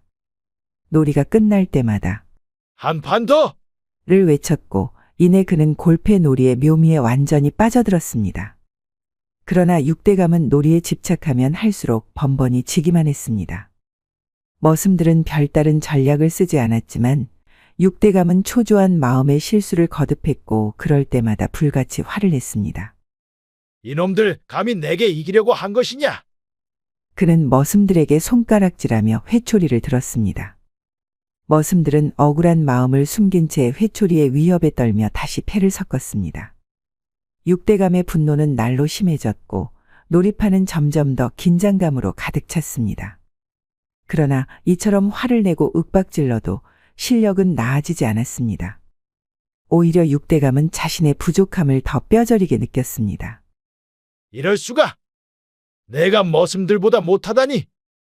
이대로는 안 된다! 육대감은 한참을 고민하다가 문득 화란을 떠올렸습니다. 그는 아내의 방으로가 문을 열었습니다. 그리고 화란에게 자신의 계획을 얘기하였습니다. 화란은 반대했으나 육대감의 겁박과 고집에 못 이겨 결국 그녀는 무겁게 고개를 끄덕였습니다. 그날부터 이상한 일이 벌어졌습니다. 늘 지기만 하던 육대감이 머슴들을 상대로 연전연승을 기록하는 것이 아니겠어요. 자신감이 붙은 육대감은 마을의 양반들을 자신의 집으로 초대하기로 마음먹었습니다. 손님들에게 술상을 차려 대접하며 골패 놀이를 제안했습니다. 육대감은 자신만만하게 웃으며 골패를 꺼냈습니다. 이것은 골패라는 것인데 내가 종들에게 배운 놀이요. 하지만 단순한 놀이가 아닙니다. 내기와 함께하면 이보다 더 흥미진진한 것이 없소. 그는 간단히 놀이의 규칙을 설명하며 내기를 제안했습니다. 처음에는 양반들도 의심스러워했지만 점점 놀이에 빠져들며 작은 돈을 걸기 시작했습니다. 육대감은 자신만만하게 패를 내놓았습니다. 여러분, 내 패를 보시오. 이만한 조합을 만들어낸 사람이 또 있어. 육대감은 크게 웃으며 자신의 패를 공개했습니다. 양반들은 연이어 패배하며 돈을 잃기 시작했습니다. 처음에는 작은 금액을 걸던 양반들도 점점 흥분한 나머지 더 큰 돈을 걸기 시작했습니다. 좋소. 이번에는 좀 더 재미있게 갑시다. 이 판에는 내가 5냥을 걸겠소. 놀이가 이어질수록 내기는 더 과감해졌습니다. 어느 순간 양반 중 하나가 술기운에 취해 외쳤습니다. 이제 돈도 없으니 우리 집 노비를 걸겠소. 어찌하겠소, 대감. 육대감은 그 말에 눈을 반짝이며 흔쾌히 수락했습니다. 좋소. 내 집에서도 노비를 걸겠소. 이제 정말 재미있어지는군. 골패판에서 육대감은 거의 모든 판을 이겼습니다. 그의 앞에는 금화와 은화 그리고 문서들이 쌓여갔습니다. 놀이가 끝난 후 화란은 방 안에 홀로 남아 남편의 모습을 바라보았습니다. 육대감은 승리에 취해 잔을 기울이며 웃고 있었지만 그녀의 마음속에는 점점 더 깊은 피로와 불안이 깃들고 있었습니다. 이런 식으로 승리를 쌓아가며 대감께서 얻는 것은 과연 무엇일까? 그녀는 문득 자신이 남편의 이런 욕망에 회의감을 느끼기 시작했습니다. 육대감은 매일같이 양반들을 집으로 초대해 놀이판을 벌였고 그는 번번이 이겼습니다. 양반들은 하나둘 재산을 잃으며 망연자실한 얼굴로 집으로 돌아갔습니다. 놀이판이 커질수록 걸리는 금액도 점점 늘어났습니다. 돈은 물론이고 집, 노비까지 내기의 대상이 되었습니다. 골패 놀이판은 이제 단순한 오락을 넘어 재산의 운명을 결정짓는 위험한 판으로 변하고 있었습니다. 화란의 표정은 어두웠습니다. 그녀는 남편의 무모한 집착이 가져올 결과를 본능적으로 예감하고 있었습니다. 하지만 그녀는 이를 말릴 수도 다른 사람에게 진실을 고백할 수도 없는 처지였습니다. 그날 이후로 육대감은 더욱더 골패 놀이에 몰두했습니다. 마을의 양반들은 점차 그와의 놀이판을 피했지만 육대감은 멀리 떨어진 양반들까지 초대하며 놀이를 이어갔습니다. 그러다 문득 한 인물이 떠올랐습니다. 허성찬이 있구나. 그래, 그가 상대라면 조금은 즐길 수 있겠지. 육대감은 허성찬을 불러 골패판 앞에 마주 앉았습니다. 허성찬은 차분하게 말했습니다. 대감의 솜씨가 출중하시다 하니 저도 최선을 다해보겠습니다. 놀이가 시작되자마자 육대감은 연이어 승리를 거두었습니다. 허성찬은 초반 몇 판에서 간신히 버텼지만 점점 그의 손실은 늘어났습니다. 놀이가 계속될수록 육대감은 더욱 기세등등해졌습니다. 허나리, 이래서는 어찌 나를 이기겠소? 운도 실력도 모두 나를 돕고 있는 모양이요. 그는 크게 웃으며 자신의 패를 내보였습니다. 결국 놀이가 끝났을 때 허성찬의 앞에는 단 한 푼도 남아있지 않았습니다. 그는 조용히 자리를 털고 일어나려 했지만 육대감은 비웃는 듯한 눈으로 그를 막아섰습니다. 허나리, 돈이 다 떨어졌으니 이대로 돌아가실 참이요. 세상 이치라는 것이 그런 법이 아닙니다. 나는 손해를 본 놈들에게 곤장 몇 대라도 맞게 했지요. 나리도 예외는 아닐 것이요. 허성찬은 잠시 육대감을 바라보다가 차분히 고개를 끄덕였습니다. 그는 자리에 앉아 조용히 곤장을 받을 준비를 했습니다. 육대감의 명령에 따라 하인이 곤장을 들고 다가왔습니다. 10대면 되겠지. 내가 날이라고 해서 특별히 봐주는 것이요. 육대감은 비웃음을 참지 못하며 말했습니다. 하인이 곤장을 내리칠 때마다 허성찬은 아무 소리도 내지 않았습니다. 그의 얼굴은 고통에 찌푸려졌지만 그는 묵묵히 그 순간을 견뎠습니다. 방 한쪽에서 이 모습을 지켜보던 화라는 조용히 손을 움켜쥐었습니다. 곤장이 끝난 뒤 허성찬은 천천히 자리에서 일어나 의연하게 말했습니다. 오늘의 대감과의 놀이 잘 배웠습니다. 이만 물러가겠습니다. 그는 뒤도 돌아보지 않고 방을 나섰습니다. 그 뒤로 화라는 남편을 한참 동안 바라보다가 결국 자리에서 일어나 조용히 방을 나갔습니다. 육대감은 여전히 승리에 취해 웃고 있었지만 화란의 발걸음은 무거웠습니다. 그날 밤 허성찬은 집에서 눕지도 못한 채 앉아 있었습니다. 곤장을 맞은 허리는 타는 듯한 통증을 일으켰고 그는 한숨을 내쉬며 얇은 한지를 깔고 등을 대고 있었습니다. 문득 조용한 밤 공기를 가르며 문을 두드리는 소리가 들렸습니다. 누구십니까? 허성찬은 낯선 방문에 몸을 일으키려 했지만 통증이 그를 가로막았습니다. 밖에서 조용한 목소리가 들려왔습니다. 접니다. 화란입니다. 허성찬은 놀라며 문을 열었습니다. 어두운 밤길에 화란이 서 있었습니다. 화란은 바구니에서 쑥과 두부를 꺼냈습니다.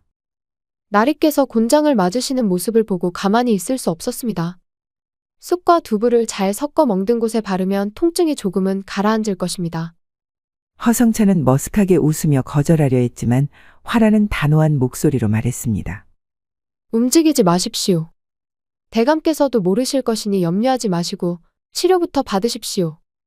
그녀는 쑥과 두부를 섞은 후 조심스럽게 허성찬의 옷을 슬며시 내리는 것이 아니겠습니까? 엎드린 화란의 몸이 엉덩이에 닿는 느낌이 들어 허성찬은 움찔움찔하며 단단해지기도 했죠. 화란은 이런 모습을 보고 속으로 은근 웃으며 약재를 손으로 섞어 허성찬의 상처 부위에 발랐습니다.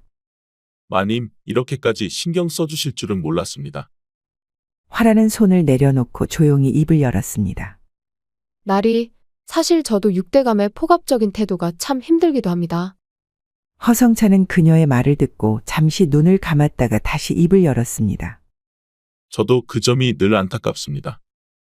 마님께서도 많이 힘드셨겠지요. 대감의 포악한 성정을 저도 알고 있지만 이렇게 가까운 곳에서 마님께 직접 듣게 되니 마음이 더 무겁습니다. 화라는 고개를 숙이며 망설이다가 결심한 듯 입을 열었습니다. 사실 대감의 골패 놀이는 정정당당한 놀이가 아닙니다. 제가 그의 뒤에서 상대의 패를 보고 신호를 보내주는 일이 반복되고 있습니다. 대감이 제게 강압적으로 그 짓을 시키는 것이 아니겠습니까? 허성찬은 그 말을 듣고 놀라며 눈썹을 찌푸렸습니다. 그 말씀이 사실입니까? 대감이 반칙을 써가며 양반들의 재산을 약탈한 것이란 말입니까? 화라는 고개를 끄덕이며 눈물을 참는 듯한 목소리로 말했습니다. 그렇습니다, 나리. 제가 그를 돕지 않았다면 그는 한 번도 이길 수 없었을 겁니다. 하지만 이제 더는 참을 수가 없습니다. 제가 대감의 탐욕을 돕는 것을 멈추기로 결심했기에 이 사실을 나리께 고백합니다. 허성찬은 주먹을 꽉 쥐며 말을 이었습니다. 대감이 그런 수단으로 사람들을 괴롭혀왔다니 참으로 분노가 치밉니다. 그자가 앗아간 것들을 다 되돌려줘야 하지 않겠습니까? 화라는 놀란 얼굴로 그를 바라보았습니다. 하지만 나리, 위험이 너무 크지 않겠습니까? 허성찬은 단호하게 대답했습니다. 마님께서 그자에게 패를 알려주지 않으면 되지 않겠습니까? 제가 반칙하겠다는 것이 아닙니다. 정정당당하게 승리해서 되돌려 놓겠습니다. 화라는 잠시 망설이다가 고개를 끄덕였습니다. 며칠 뒤 허성찬은 마을 사람들을 우르르 대동한 채 육대감의 집 대문을 두드렸습니다. 그의 표정은 결연했고 걸음걸이에는 망설임이 없었습니다. 집 안에서 들려오는 소리가 그의 귀에 들어왔습니다. 육대감의 고함과 함께 여종과 머슴들의 신음소리가 섞여 있었습니다. 허성찬은 이를 악물며 발걸음을 재촉했습니다. 안뜰에 들어서자 육대감은 머슴들에게 곤장을 치며 골패 놀이를 하고 있었습니다. 머슴들은 땀을 흘리며 고통을 참고 있었지만 육대감은 아랑곳하지 않았습니다. 이놈들 나를 이길 줄 알았느냐? 어림없지. 자, 곤장을 더 세게 치거라. 육대감이 소리치는 사이 허성찬이 마당에 들어섰습니다. 육대감은 허성찬을 보자 비웃음을 띠며 그를 가리켰습니다. 아니, 헛날이 아니시오. 엉덩이는 이제 괜찮소. 내가 보기엔 아직도 앉는 게 불편할 텐데 말이오. 그러고는 허성찬 뒤에 서 있는 마을 사람들을 보며 말을 이었습니다.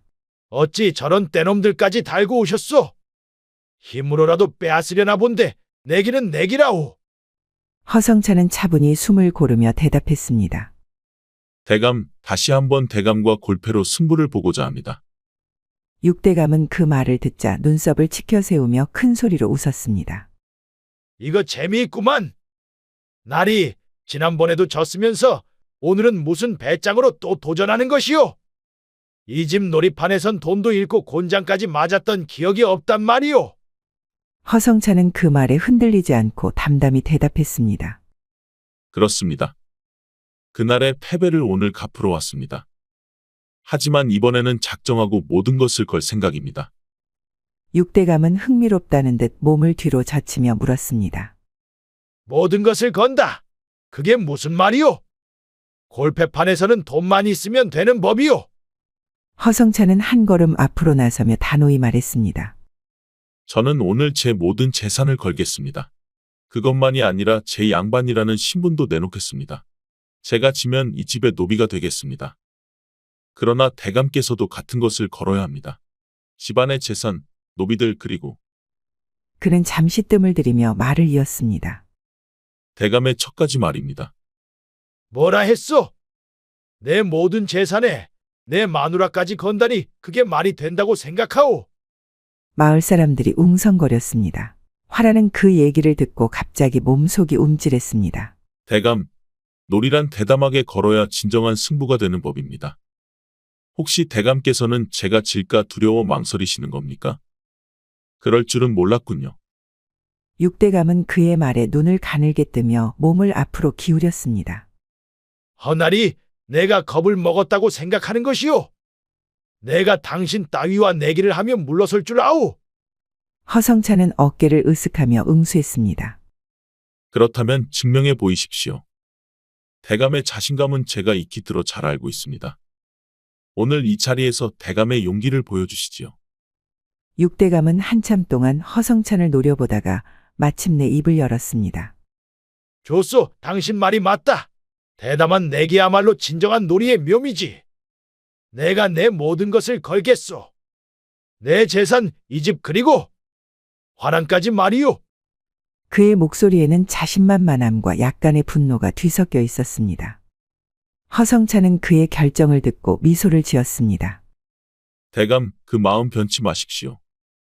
오늘의 승부가 끝나면 이 집의 주인이 누구인지 분명해질 테니까요. 그 말에 육대감은 코웃음을 치며 놀이판 준비를 명령했습니다. 골패 놀이가 시작되자 육대감은 언제나처럼 자신감에 차 있었습니다. 그는 자리에서 편히 기대어 앉아 여유롭게 패를 섞으며 비웃듯 허성찬을 쳐다보았습니다. 허성찬은 묵묵히 패를 집어들었습니다. 그의 표정은 흔들림이 없었고 손끝에는 굳은 의지가 담겨 있었습니다. 대감은 언제나 하던 대로 첫 판부터 자신만만하게 놀이를 시작했습니다. 그는 화란히 평소처럼 뒤에서 신호를 보내줄 것이라고 믿고 기세 좋게 패를 내밀었습니다. 그러나 몇 번이고 신호를 기다리던 육대감은 이상함을 느꼈습니다. 화란은 침묵한 채 움직이지 않았습니다. 이게 어찌 된 일이냐? 왜 신호를 주지 않는 것이지? 그는 속으로 중얼거리며 화란을 힐끔거렸습니다. 그러나 화란은 그를 보지 않고 고개를 숙인 채 가만히 앉아 있었습니다. 육대감은 점점 초조해졌습니다. 그는 손에 땀이 차는 것을 느꼈고 패를 쥔 손이 바들바들 떨리기 시작했습니다. 평소라면 화란의 신호를 따라 자신 있게 패를 내밀었겠지만 이번에는 자신의 판단에만 의존해야 했습니다. 그는 혼란스러움 속에서 몇 번이고 실수를 저질렀습니다. 반면 허성찬은 처음부터 끝까지 차분하게 놀이를 이어갔습니다. 그의 움직임에는 여유가 있었고 패를 내미는 손에는 자신감이 넘쳤습니다. 놀이가 절정을 향해 달려갈수록 육대감의 얼굴은 점점 하얗게 질려갔습니다. 마침내 마지막 패가 공개되었을 때 방 안은 깊은 침묵에 휩싸였습니다. 허성찬의 패가 공개되자 육대감은 손에 들고 있던 패를 떨어뜨렸습니다. 그의 패는 완벽하게 허성찬에게 졌습니다. 이럴 수가! 육대감은 어찌할 바를 모르고 좌우를 둘러보았습니다. 그는 패배를 받아들이기 어려운 듯 자리에서 벌떡 일어섰습니다. 한 번 더! 한 번만 더 기회를 주시오, 허나리! 육대감은 다급하게 외쳤습니다. 이번에는 내가 내 모든 것을 걸겠소. 내가 또 진다면 이 육대감이 당신의 노비가 되겠소. 하지만 내가 이기면 모든 것을 원상복구해 주시오. 허성찬은 그의 초조한 얼굴을 바라보며 잠시 생각에 잠긴 듯했습니다. 이윽고 그는 고개를 끄덕이며 말했습니다. 좋습니다. 대감의 마지막 기회를 드리겠습니다. 이 판이 끝나면 모든 것이 결정될 것입니다. 잠시 뒷간 좀 다녀오겠소. 육대감은 뒷간으로 간 뒤 화란을 불러세웠습니다. 뭐 하는 게냐? 정녕 죽고 싶은 게냐? 화란은 주저하다 용기 내어 말을 꺼냈습니다. 대감, 이건 정당하지 않습니다. 노름의 정당이란 게 어딨단 말이냐? 이번에도 신호를 주지 않는다면 니년 처가에 보낸 재산을 전부 몰수하고 니년은 멍석마리에서 누가 진짜 주인인지 보여줄 것이다. 화란은 눈을 질끈 감은 채 고개를 끄덕였습니다. 마지막 놀이가 시작되었고 육대감은 손에 들린 패를 바라보며 화란을 바라보았습니다. 화란은 슬픈 표정을 지으며 마지못해 신호를 보냈습니다. 승리를 확신한 육대감은 만면에 미소를 띄었습니다.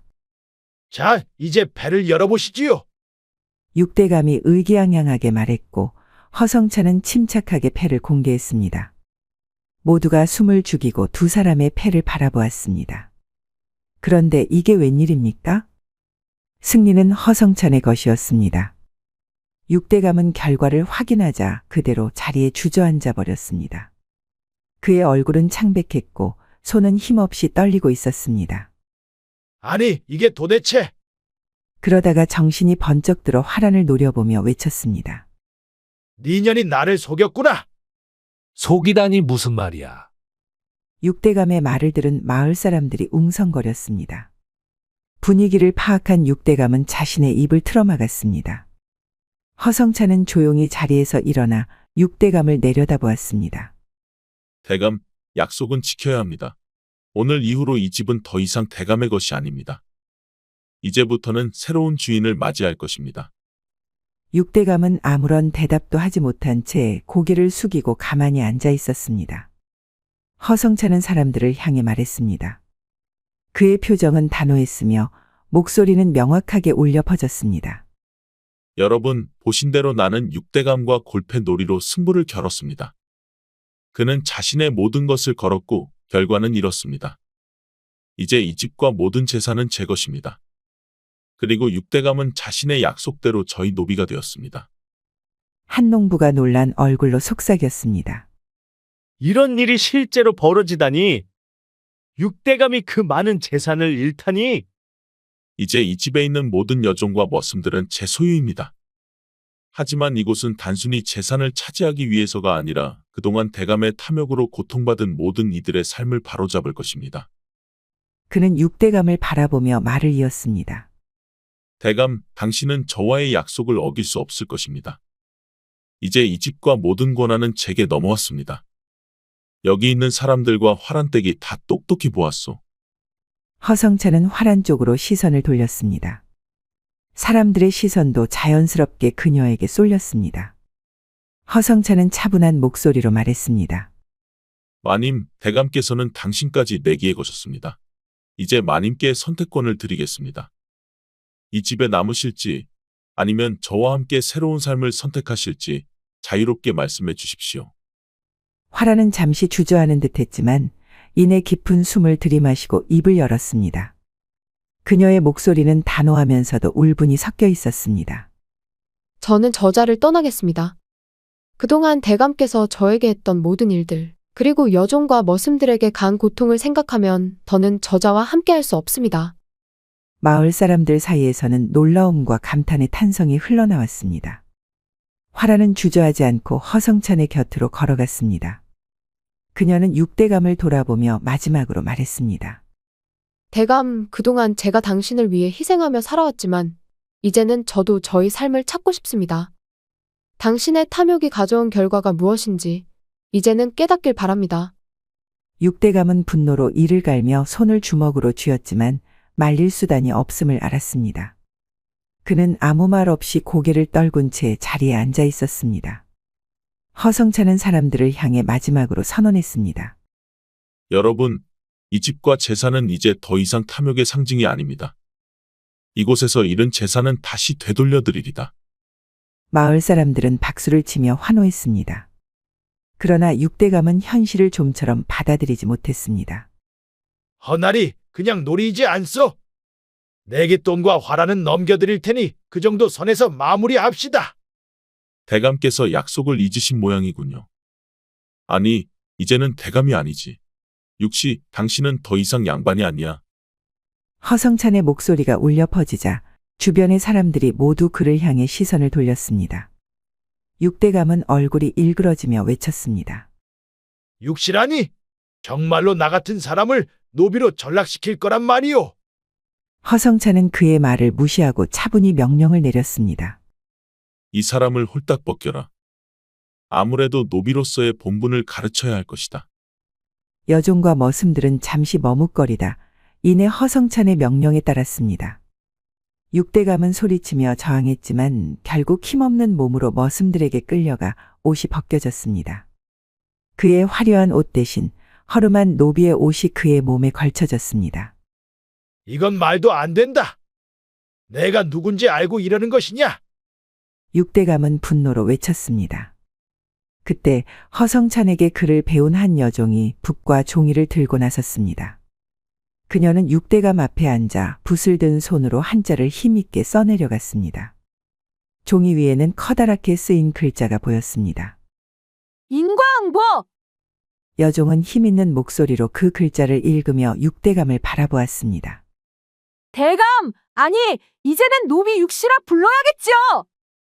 이것이 바로 당신이 만든 결과야!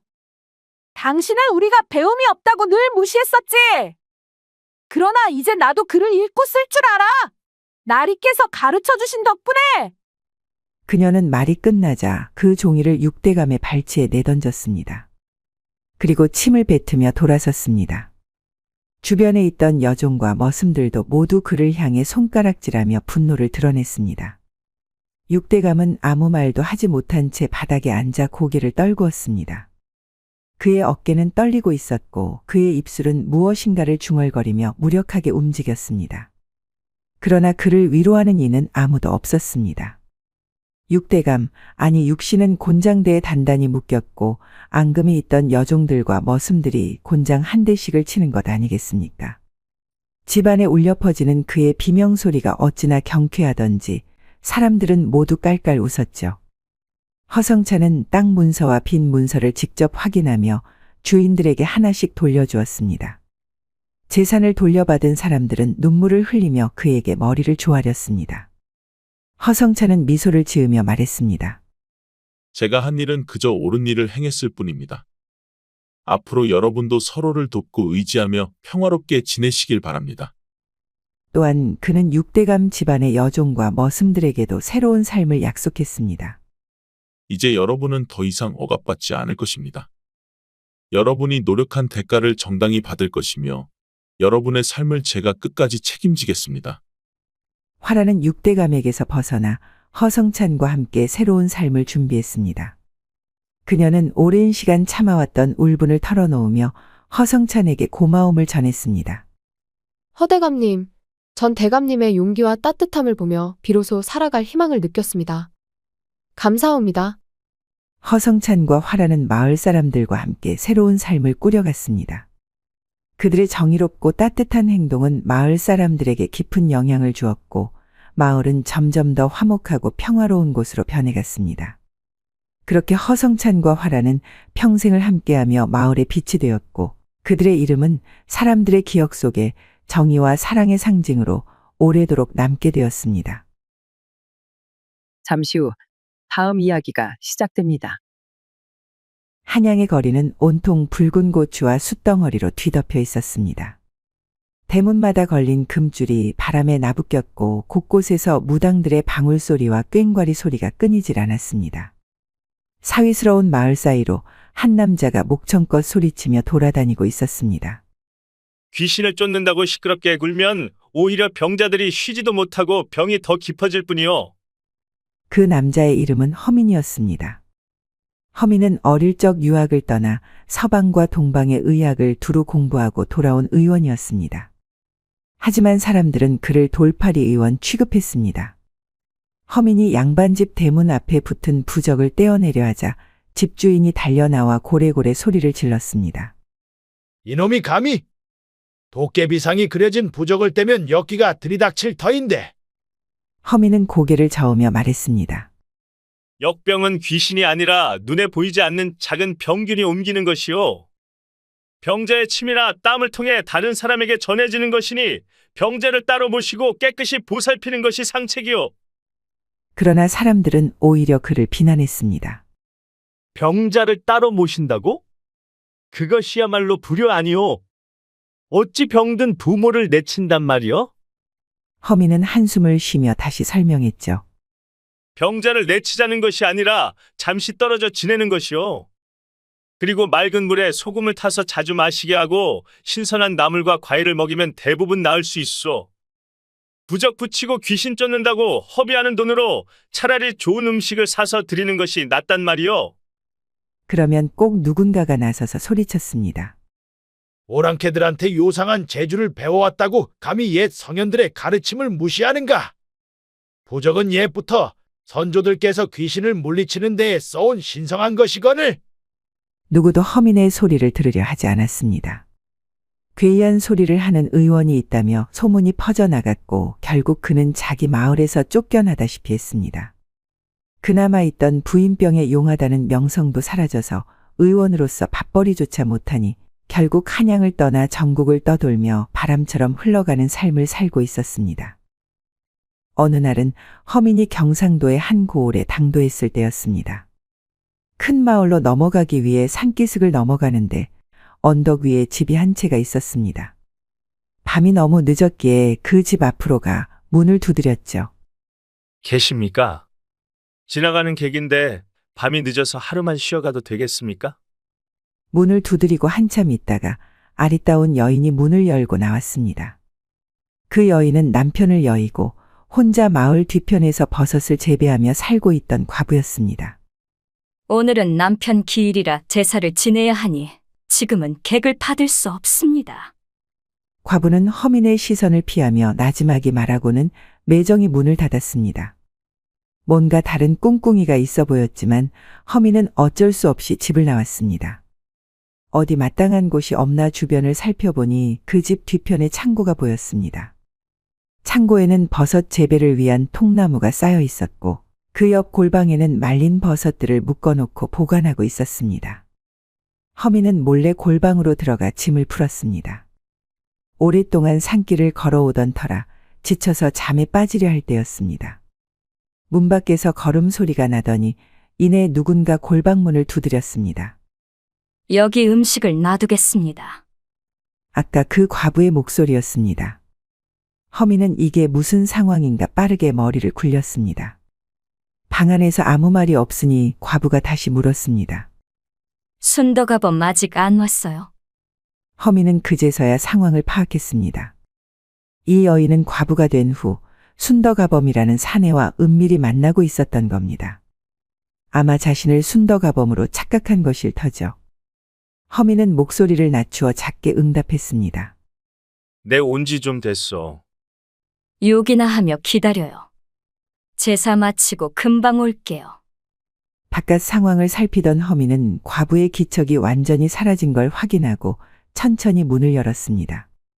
방문 앞엔 육전이며 술이며 진수성찬이 차려져 있었습니다. 허민은 음식을 받아 허겁지겁 먹어치웠습니다.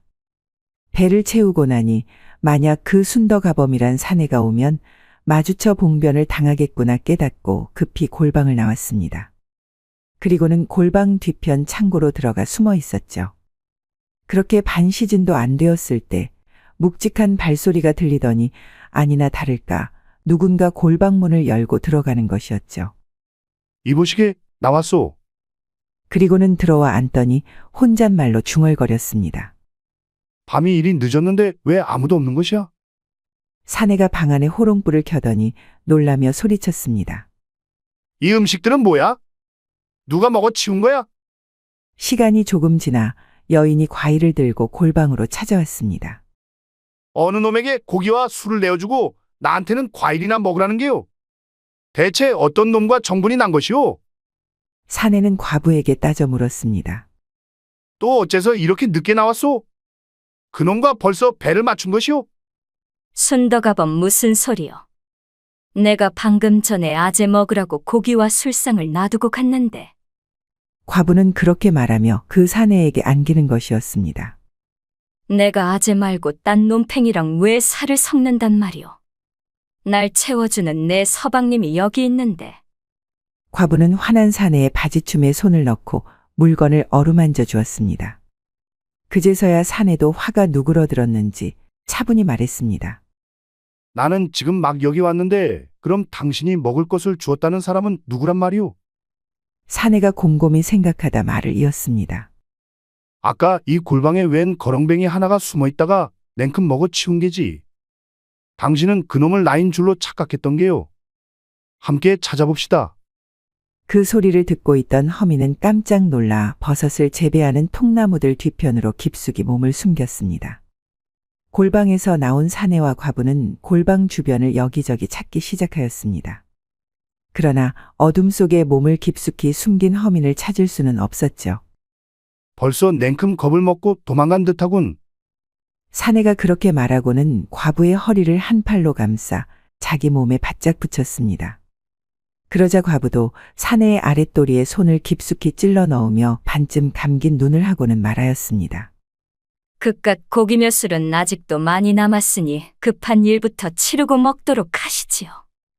그러면서 뭐가 급한지 사내를 이끌고 골방으로 냉큼 들어갔습니다.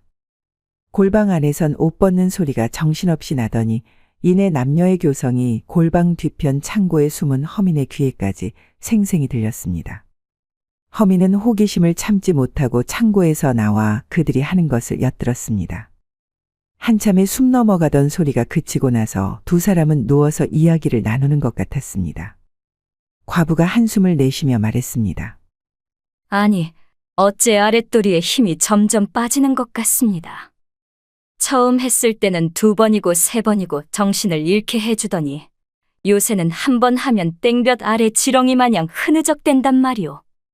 그것도 난 아직 맛도 다 못 보았는데 말이오. 그러자 기가 죽은 듯한 사내의 소리가 들려왔습니다. 매일 밤일이 몸을 혹사하는데 어떤 사내가 나만 할 수 있겠소? 보약이라도 한 첩 먹이고 그러던가. 제사밥은 웬 놈이 다 먹어 치우게 만들고. 그놈의 제사밥 얘기는 그만하세요. 그깟 고기와 술을 먹으면 힘이 더 나는 것도 아닐 것 같구먼요. 그렇게 한참을 티격태격하던 사내는 씩씩대면서 옷을 걸치더니 골방문을 쾅 닫고는 나가버렸습니다. 아이고 내 팔자야. 날 만족시켜줄 사내가 이리도 없다는 말인가? 과부는 푸념하며 옷을 걸쳐 입고는 골방을 나와 자기 집으로 향했습니다. 남녀가 다 떠나고 나서야 안심한 허미는 다시 그 골방으로 들어왔습니다. 골방 안은 깨끗하게 치워져 있었지만 바로 전까지 남녀가 나뒹굴었던 곳이라는 생각이 들자 얼굴이 화끈 달아올랐습니다. 허미는 좀 전까지도 귀에 들렸던 과부의 숨소리를 생각하며 잠을 청하였습니다. 날이 밝자 허미는 옷을 잘 펴서 입고는 과부의 집으로 가 문을 두드렸죠. 주인장 계시오? 그러자 문을 열고 과부가 나왔습니다. 니시오? 지난밤에는 어두웠고 눈치도 보느라 과부는 허민의 얼굴을 기억하지 못했습니다. 지나가는 객인데 물이나 한 잔 얻어 마실 수 있겠소? 과부는 웃는 얼굴로 대답하였습니다. 잠깐만 기다리세요. 과부는 깨끗한 사발에 물을 한가득 담아서 가지고 나왔습니다. 여기 마루에 앉아서 천천히 마시세요. 허민이 마루에 앉아 물을 마신 뒤 그녀를 보고 웃으며 말했습니다. 잘 얻어 마셨습니다. 그런데 부인, 혹시 어디가 불편한 게 있으시오? 얼굴을 보아하니 붉고 열감이 있는 것 같아 그럽니다. 그러자 깜짝 놀란 과부가 자신의 얼굴을 매만지며 대답하였습니다. 제 얼굴이 아픈 사람 같습니까? 혹시 의원이시오? 제가 능력은 없으나 의원이긴 합니다. 부인의 얼굴을 보니 부인병의 한 종류인 것 같은데 자세한 건 진맥을 해봐야 알 것 같습니다만. 과부는 자신의 소매를 걷고는 팔을 내밀며 다급히 말하였습니다. 어서 한번 좀 봐주세요. 요즘 들어 얼굴이 화끈거리고 몸도 화끈거리는 것이 왜 그런가 하던 참이었거든요. 허미는 그녀가 내민 손목을 부드럽게 잡았습니다. 그의 손가락이 맥을 짚으며 그녀의 따뜻하고 부드러운 피부를 느꼈습니다. 진맥이란 핑계로 그는 평소보다 오래 그녀의 흰 손목을 매만졌습니다. 허미는 의미심장한 표정을 지으며 말을 이었습니다. 맥이 조금 빠르고 불규칙한데 다른 곳도 살펴봐야 할 것 같습니다. 과부는 고개를 살짝 숙이며 얼굴을 붉혔습니다. 그의 손길이 손목에서 팔로 천천히 올라갔기 때문이었죠. 내관여를 살펴보겠습니다. 그의 손가락이 그녀의 겨드랑이까지 따라 올라갔습니다. 과할 정도로 오랫동안 결을 문지르며 허미는 과부의 표정을 살폈습니다.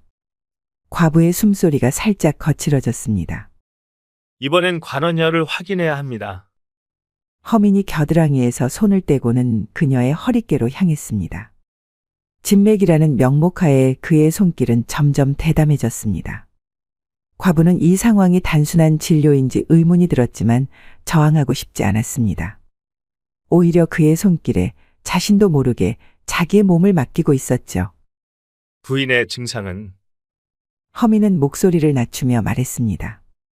단순한 생리불순으로 보입니다만 좀 더 자세한 진찰이 필요할 것 같습니다. 과부는 고개를 들어 그를 바라보았습니다. 그녀의 눈빛에는 부끄러움과 설렘이 뒤섞여 있었습니다. 의원님이 그렇게 해주신다면 감사하겠습니다. 허민은 천천히 말을 이었습니다. 혈맥이 여러 곳에 막혀 있는 것 같습니다. 뭉친 곳을 풀어드리면 증상이 한결 나아질 텐데. 허미는 과부의 저고리 속으로 손을 쑥 넣고서 그녀의 어깨와 등을 매만졌습니다. 이쪽 승장혈 부근이 많이 뭉쳐 있군요. 과부는 그의 과감한 손길로 인해 어깨에 긴장이 들어갔습니다. 허미는 부드럽게 어깨를 누르며 말했습니다. 치료 중입니다. 긴장을 푸셔야 합니다. 그래야 기혈이 잘 돌지요. 그의 손가락이 움직일 때마다 과부의 몸에는 이상한 감각이 찌릿찌릿 퍼져갔습니다. 아랫도리가 점차 젖어오는 것도 막힌 혈이 풀리는 현상인지 그녀는 알 수 없었습니다. 여기가 족태양 방광경이 지나가는 부위입니다. 허민의 손이 어느새 과부의 등줄기를 따라 내려가고 있었습니다. 이 경락이 풀리면 온몸의 기혈이 잘 순환됩니다. 과부는 점점 참을 수 없을 정도로 숨이 가빠졌습니다. 그의 손길을 따라 몸에 뜨거운 기운이 돌았기 때문이었죠. 막혔던 혈맥이 뚫리는 듯한 강한 감각이 전신을 휘감았습니다. 의원님. 그녀는 목소리를 떨며 신음소리를 뱉어냈습니다. 온몸이 뜨거워지는 것 같아요. 허미는 미소를 지으며 말했습니다. 온몸에 열이 오른다는 것은 기혈이 잘 도는 증거입니다. 치료가 효과가 있는 것 같군요. 허민의 손길은 계속해서 그녀의 풍만한 엉덩이를 따라 움직였습니다. 매 순간 과부의 몸은 더욱 뜨거워졌고 아래는 촉촉하다 못해 흥건할 지경이었습니다. 어느새 방 안에는 은은한 살냄새와 묘하고 애틋한 감정이 가득 차 있었습니다. 과부는 허민의 손길이 단순한 치료의 영역을 넘어섰음을 깨달았지만 체념한 듯 조용히 눈을 감았습니다. 오히려 그 손길에 반응하는 자신의 몸이 스스로도 놀라울 따름이었습니다. 그렇게 반시진 동안 허민이 어루만져 주고 나니 과부의 온몸은 땀으로 흠뻑 젖어 있었습니다. 허민이 천천히 그런 그녀의 옷을 풀어 헤치자 과부도 마다하지 않고 몸을 들어 옷 벗기는 걸 도왔습니다. 그리고 과부 또한 허민의 바지를 벗겼습니다. 순간 과부는 허민의 물건을 꺼내며 깜짝 놀랐습니다. 어찌 이리 큰 것이 있단 말이오. 이게 들어가기나 한단 말이오. 과부의 놀라움과 걱정 섞인 물음에 허민은 웃으며 대답하였습니다. 걱정 마시오. 내가 의원인데 어찌 내가 당신을 아프게 한단 말이오. 부드럽게 들어가게 할 테니 다리를 벌리고 힘을 빼시오. 과부가 허민의 말대로 다리를 활짝 벌리고 힘을 쭉 빼고 있으니 묵직한 것이 쏙 들어와서는 자신의 몸 안을 휘저었습니다. 그런데 그 느낌이 마치 막힌 구멍 속을 사방팔방 뚫어놓는 것처럼 무척 시원하고 눈물이 나올 정도로 즐거웠습니다. 그렇게 몸을 껴안은 두 사람은 며칠이고 집 밖으로 나가지도 않고 방 안에서 뜨거운 시간을 맛보았습니다. 그 일이 있고 얼마 뒤의 늦은 밤, 순덕아범이 골방에서 한참을 홀로 앉아 있었습니다. 원래 그날 밤 과부와 골방에서 만나기로 약조했었는데 과부가 허민과 놀아나느라 까맣게 잊었던 것이죠. 저번에 만족 못한다고 투덜거리더니만 결국 바람까지 맞췄구나. 순덕아범은 씩씩거리며 골방 문을 쾅 닫고는 과부의 집으로 향했습니다. 이번엔 관원혈을 살펴보겠습니다. 대문 밖에서 걸어오던 순덕아범이 허민의 말소리에 깜짝 놀라며 발걸음을 멈추었습니다. 아이고, 의원님. 거기가 너무 아파요.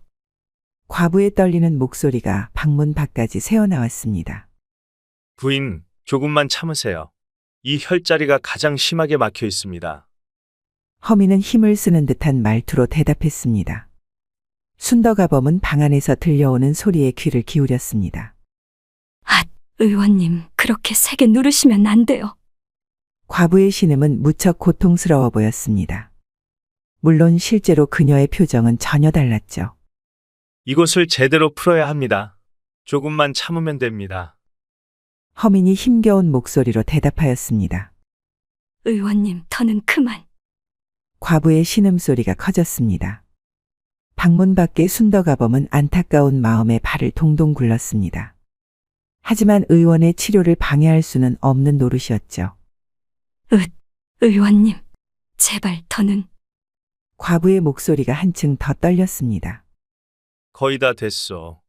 조금만 더 참으시오. 방 안에서는 계속해서 신음과 함께 치료 소리가 이어졌습니다. 가엾은 사람, 소리까지 지르는 것을 보니 병이 참 심했나 보군. 순덕아범은 과부의 몸 상태를 걱정하며 당분간은 오지 말아야겠다고 다짐하고 돌아갔습니다. 정작 방 안에서는 과부가 자신의 벌어진 다리 사이로 들락날락하는 허민의 커다란 육침을 느끼며 기쁨에 몸을 떨고 있었습니다. 그렇게 과부의 집에서 내려온 순덕아범은 주막에 들러 막걸리로 답답한 속을 달래고 있었습니다. 아니, 뭐가 그리 답답해서 술을 그리도 들이키시오? 주모가 안주거리를 가져와 순덕아범 옆에 앉았습니다. 요즘 언덕 위 과부댁하고 잘 안 되시오? 그러자 순덕아범이 마시던 술잔을 내려놓으며 화를 내는 것이었습니다. 뭐가 안 된다는 것이오? 요즘 과부댁이 아파서 치료를 받느라 요 며칠 왕래가 없는 것이구만. 주모가 눈을 크게 뜨며 말하였습니다. 아니, 과부댁이 아파요? 며칠 전에 봤을 때는 쌩쌩하던데. 그러고 보니 요 며칠 통 얼굴도 안 비치는 게 아파서 그랬구먼 그려. 그려. 주모가 한번 들여다봐. 아플 땐 먹을 것도 잘 먹어야 할 텐데. 순덕아범은 그렇게 말하며 주모의 허벅지를 쓰다듬었습니다. 왜 이러시오? 밤일도 잘 못하신다는 양반이. 어디서 이런데요? 주모의 말에 순덕아범이 화를 버럭 내며 일어났습니다. 뭐시오? 누가 그래? 내가 밤일 못한다고. 주모가 봤어? 내가 보여줘? 순덕아범이 자기 아랫배를 주모 얼굴에 자꾸 들이밀며 버럭버럭 소리를 지르는 것이었습니다. 옆에서 순덕아범이 소리를 지르든 말든 주모는 눈을 감고 생각했죠. 똥 싼 놈이 성낸다고. 이놈이 밤일을 못하는 건 참말인가 보구나. 과부댁이 불상타. 병이 날 만도 하네. 내일 먹을 것 좀 싸서 병문안이나 한번 가봐야겠네. 다음 날 주모는 아침 일찍 죽을 만들어서는 언덕 위 과부댁으로 향하였습니다. 과부댁 문 앞에 들어서자 방 안에서는 과부의 교성이 새어나오고 있었습니다. 과부도 처음엔 이게 무슨 일인가 싶어 헐레벌떡 뛰어갔는데 방문 앞까지 가보니 이것은 고통에 찬 신음이 아니었습니다. 게다가 방문 앞에는 과부댁의 신발 말고도 웬 사내의 신발이 나란히 놓여 있는 게 아니겠어요. 방 안에서는 과부의 신음이 계속해서 새어나오고 있었습니다. 의원이 와서 침을 놓고 뜸을 뜨고 있는 거구나. 주모가 방문을 열려고 할 때였습니다. 아니, 또 찌르려 한단 말이오. 그럼 찌르지 말까요? 의원으로 보이는 사내의 웃는 소리에 과부댁이 다시 애교 있는 목소리로 답했습니다. 이젠 그리 큰 것으로 찔러도 아프지 않고 기쁘기만 하니 마다할 리 있겠나요? 어서 찔러주세요. 주모는 큰 침으로 찌르는 게 어찌 기쁘다고 말하는지 괴이하다고 생각했습니다. 방문을 열려던 손을 거두고는 창호지에 구멍을 내어 방 안을 몰래 들여다보았습니다. 그런데 이게 웬일이랍니까? 방 안을 들여다본 주모는 깜짝 놀라 뒤로 벌러덩 넘어졌습니다. 방 안에는 과부가 양다리를 활짝 벌리고서 웬 사내에 무지막지하게 큰 물건을 받아들이는 중이었습니다. 놀라움과 호기심이 동한 주모는 다시 그 구멍으로 과부와 사내가 하는 것을 오랫동안 지켜보았습니다. 그렇게 한참이 지나서야 과부댁은 소리를 멈추었고 몸을 축 늘어뜨린 채 방 안의 대자로 뻗어버렸습니다. 끝까지 이를 지켜보던 주모는 발을 조심스레 떼어 과부의 집을 나왔습니다. 벌렁거리는 가슴을 손으로 진정시키며 다급하게 걸음을 재촉했습니다. 주모는 주막에 돌아와 손님을 받고 술상을 내갈 때도 아침에 보았던 그 과부댁 사내의 큰 물건이 눈앞에 아른거렸습니다. 밤이 되어 잠자리에 누워서도 그 사내의 물건을 받아들이며 소리치는 자신의 모습이 떠올랐습니다. 주모는 과부댁과 사내의 일이 머릿속에서 떠나지 않아 미칠 지경이었습니다. 주모도 한때 혼인을 약조했던 사내가 있었습니다.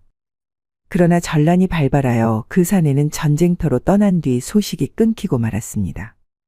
몇 해가 지나도록 홀로 외롭게 살아가던 주모는 사내의 품이 몹시 그리운 상태였습니다.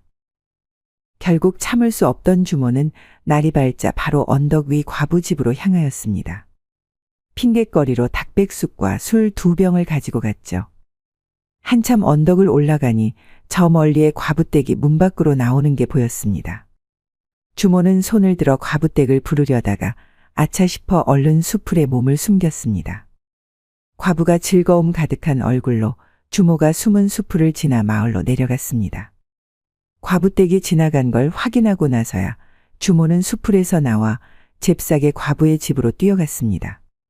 그러고는 과부집 문 앞에서 사람을 불렀습니다. 과부댁, 집에 계시오? 나 주모요. 먹을 것과 술을 좀 가져왔소.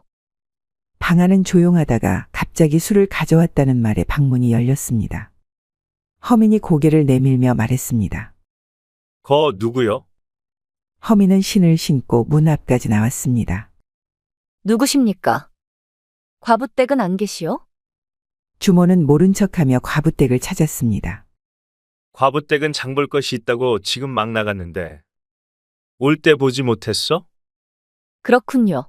보지 못했습니다. 전 과부댁과 친하게 지내는 주모인데 누구신지요? 저는 떠돌이 의원인데 과부댁 부인병이 심하여 며칠 동안 묵으며 치료를 하고 있습니다. 의원이셨군요. 그러면 과부댁은 많이 차도가 있는지요? 이제 거의 다 나은 듯합니다. 얼굴의 혈색도 좋아지고 몸도 아주 좋아졌더군요. 의원님, 혹시 저도 진맥 좀 봐주시겠어요? 요즘 들어 통잠을 못 이루겠어요. 낮이면 자꾸 딴 생각만 나고 멍해서 일도 손에 안 잡히고요. 주모는 허민 옆에 엉덩이를 들이밀며 앉았습니다. 그런데 허민은 그녀를 본체만 채하고 그녀 옆에 놓인 백숙과 술병을 뚫어지게 보며 입맛만 다셨습니다. 의원님, 시장하실 터이니 먼저 이 닭다리 하나 드시고 술도 한잔 하신 후에 저 좀 진맥해 주세요. 주모는 백숙의 큼지막한 다리를 쭉 찢어서는 허민의 입안에 쑥 넣어주었습니다. 허민은 오랜만에 맛보는 닭고기에 즐거워하며 개눈 감추듯 먹어치웠습니다. 그 옆에서 주모는 술을 가득 따라 허민의 입까지 가져다 주었죠. 오랫동안 술맛을 못 본 터라 그윽한 술향에 허민은 날아갈 듯하였습니다. 주모가 건넨 술잔을 한 번에 쭉 마시고는 하늘을 보며 행복한 표정으로 웃었습니다. 한 잔 더 쭉 들이켜세요. 시원합니다. 주모가 건넨 두 번째 잔도 한 번에 들이키고 나니 이보다 더 행복한 게 없었습니다. 그렇게 닭고기와 술로 배를 채우고 나서 허민은 생각난 듯 주모의 흰 팔뚝을 잡아챘습니다. 요 며칠 밤낮으로 생각하던 사내에게 갑자기 팔뚝을 잡히자 주모는 얼굴을 붉히며 고개를 살짝 돌렸습니다. 허민은 주모의 손목을 잡아 진맥을 보며 고개를 갸웃했습니다. 이상하군요. 맥이 빠르긴 한데 병이라 하긴. 그가 말끝을 흐렸습니다. 주모는 눈을 내리깔며 작은 목소리로 말했습니다. 그래도 밤낮으로 가슴이 답답하고 몸이 화끈거리는데 어디 막힌 곳이 있는 게 아닐까요? 허민은 술기운이 돌았는지 주모의 팔을 따라 천천히 손을 올리며 말하였습니다. 여기 소상혈이 뭉쳐 있는 것 같습니다. 이 혈자리가 막히면 가슴이 답답해질 수 있죠. 아, 주모가 작게 신음했습니다.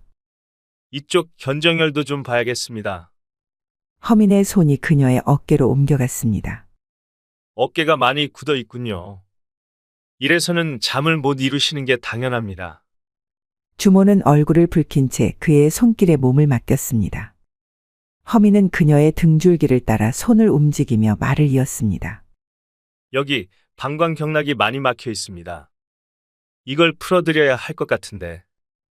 그의 손길이 점점 아래로 내려갔습니다. 주모는 점점 숨소리가 거칠어지고 있었습니다. 의원님. 그녀의 목소리가 떨리자 허민은 그녀의 귓가에 대고 속삭였습니다. 진짜 병은 다른 데 있는 것 같군요. 주모는 그제야 자신의 마음이 들켰다는 것을 알았죠. 하지만 이미 허민의 손길은 멈추지 않았습니다. 여기 막힌 것이 수해는 된 듯한데 지금이라도 뚫어주지 못하면 중병에 걸릴 것 같습니다. 어찌 제가 한번 치료해 드리릴까? 어서 치료해 주세요. 전 중병에 걸리기 싫습니다. 어서요. 그러면 다리를 벌리고 힘을 쭉 빼고 계시오. 힘을 주면 더 크게 아플 수도 있습니다. 허민의 말에 주모는 힘을 빼고 다리를 벌린 채 기다렸습니다. 그러자 전에 창호지 구멍으로 엿보았던 허민의 커다란 물건이 쑥 하고 들어왔습니다.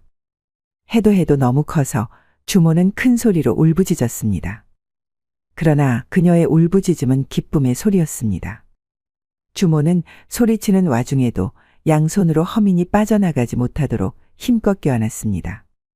그렇게 한 시즌 동안이나 땀을 흠뻑 흘리며 둘은 치료에 집중했습니다. 거사가 끝나고 허민은 옷을 주워 입으며 주모에게 말했습니다. 어서 나가시지요.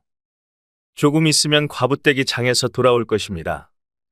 그러자 주모는 허민에게 달라붙어서는 사정하는 것이었습니다. 저도 매일 치료하여 주면 아니 되겠소? 나도 많이 아프단 말이오. 허민은 잠깐 고민하다가 말했습니다. 며칠만 있으면 과부댁 치료가 끝날 듯하니 그때 내가 주모를 찾아가는 것은 어떻겠소? 허민의 말에 주모는 뛸 듯이 기뻐하며 방문을 나갔습니다. 어찌나 신나게 뛰어가던지 중간에 다리에 힘이 풀려 길바닥에 꽈당하고 넘어지고 말았죠. 후들거리는 다리에 힘을 줘가며 일어서니 저 언덕 아래에서 과부떼기 올라오는 게 보였습니다. 이번에도 주모는 급히 수풀에 몸을 숨겼습니다. 숨어서 과부떼기 지나가는 것을 지켜보니 양손에는 소고기와 장어를 새끼줄에 묶어서 가져가고 있었습니다. 그 모습을 보고서 주모는 혼자 생각하였습니다. 저것들을 의원님에게 먹이고 또 얼마나 재미를 보려는 거야? 그러나 한편으론 어차피 저 소고기와 장어를 먹고 얻은 힘도 곧 나를 위해 쓰겠구나 하는 생각이 들었습니다. 그녀도 콧노래가 절로 나왔죠. 주막으로 돌아온 주모는 조만간 찾아올 허민과 뜨거운 날을 보낼 수 있도록 외진 객방 하나를 쓸고 닫기 시작했습니다. 허민과의 합방을 기대하며 그녀의 입은 초승달처럼 커다랗게 벌어졌습니다. 야다마 씨의 다음 이야기를 빠르게 시청하시려면 동그라미를 클릭하여 구독을 눌러주세요. 감사합니다.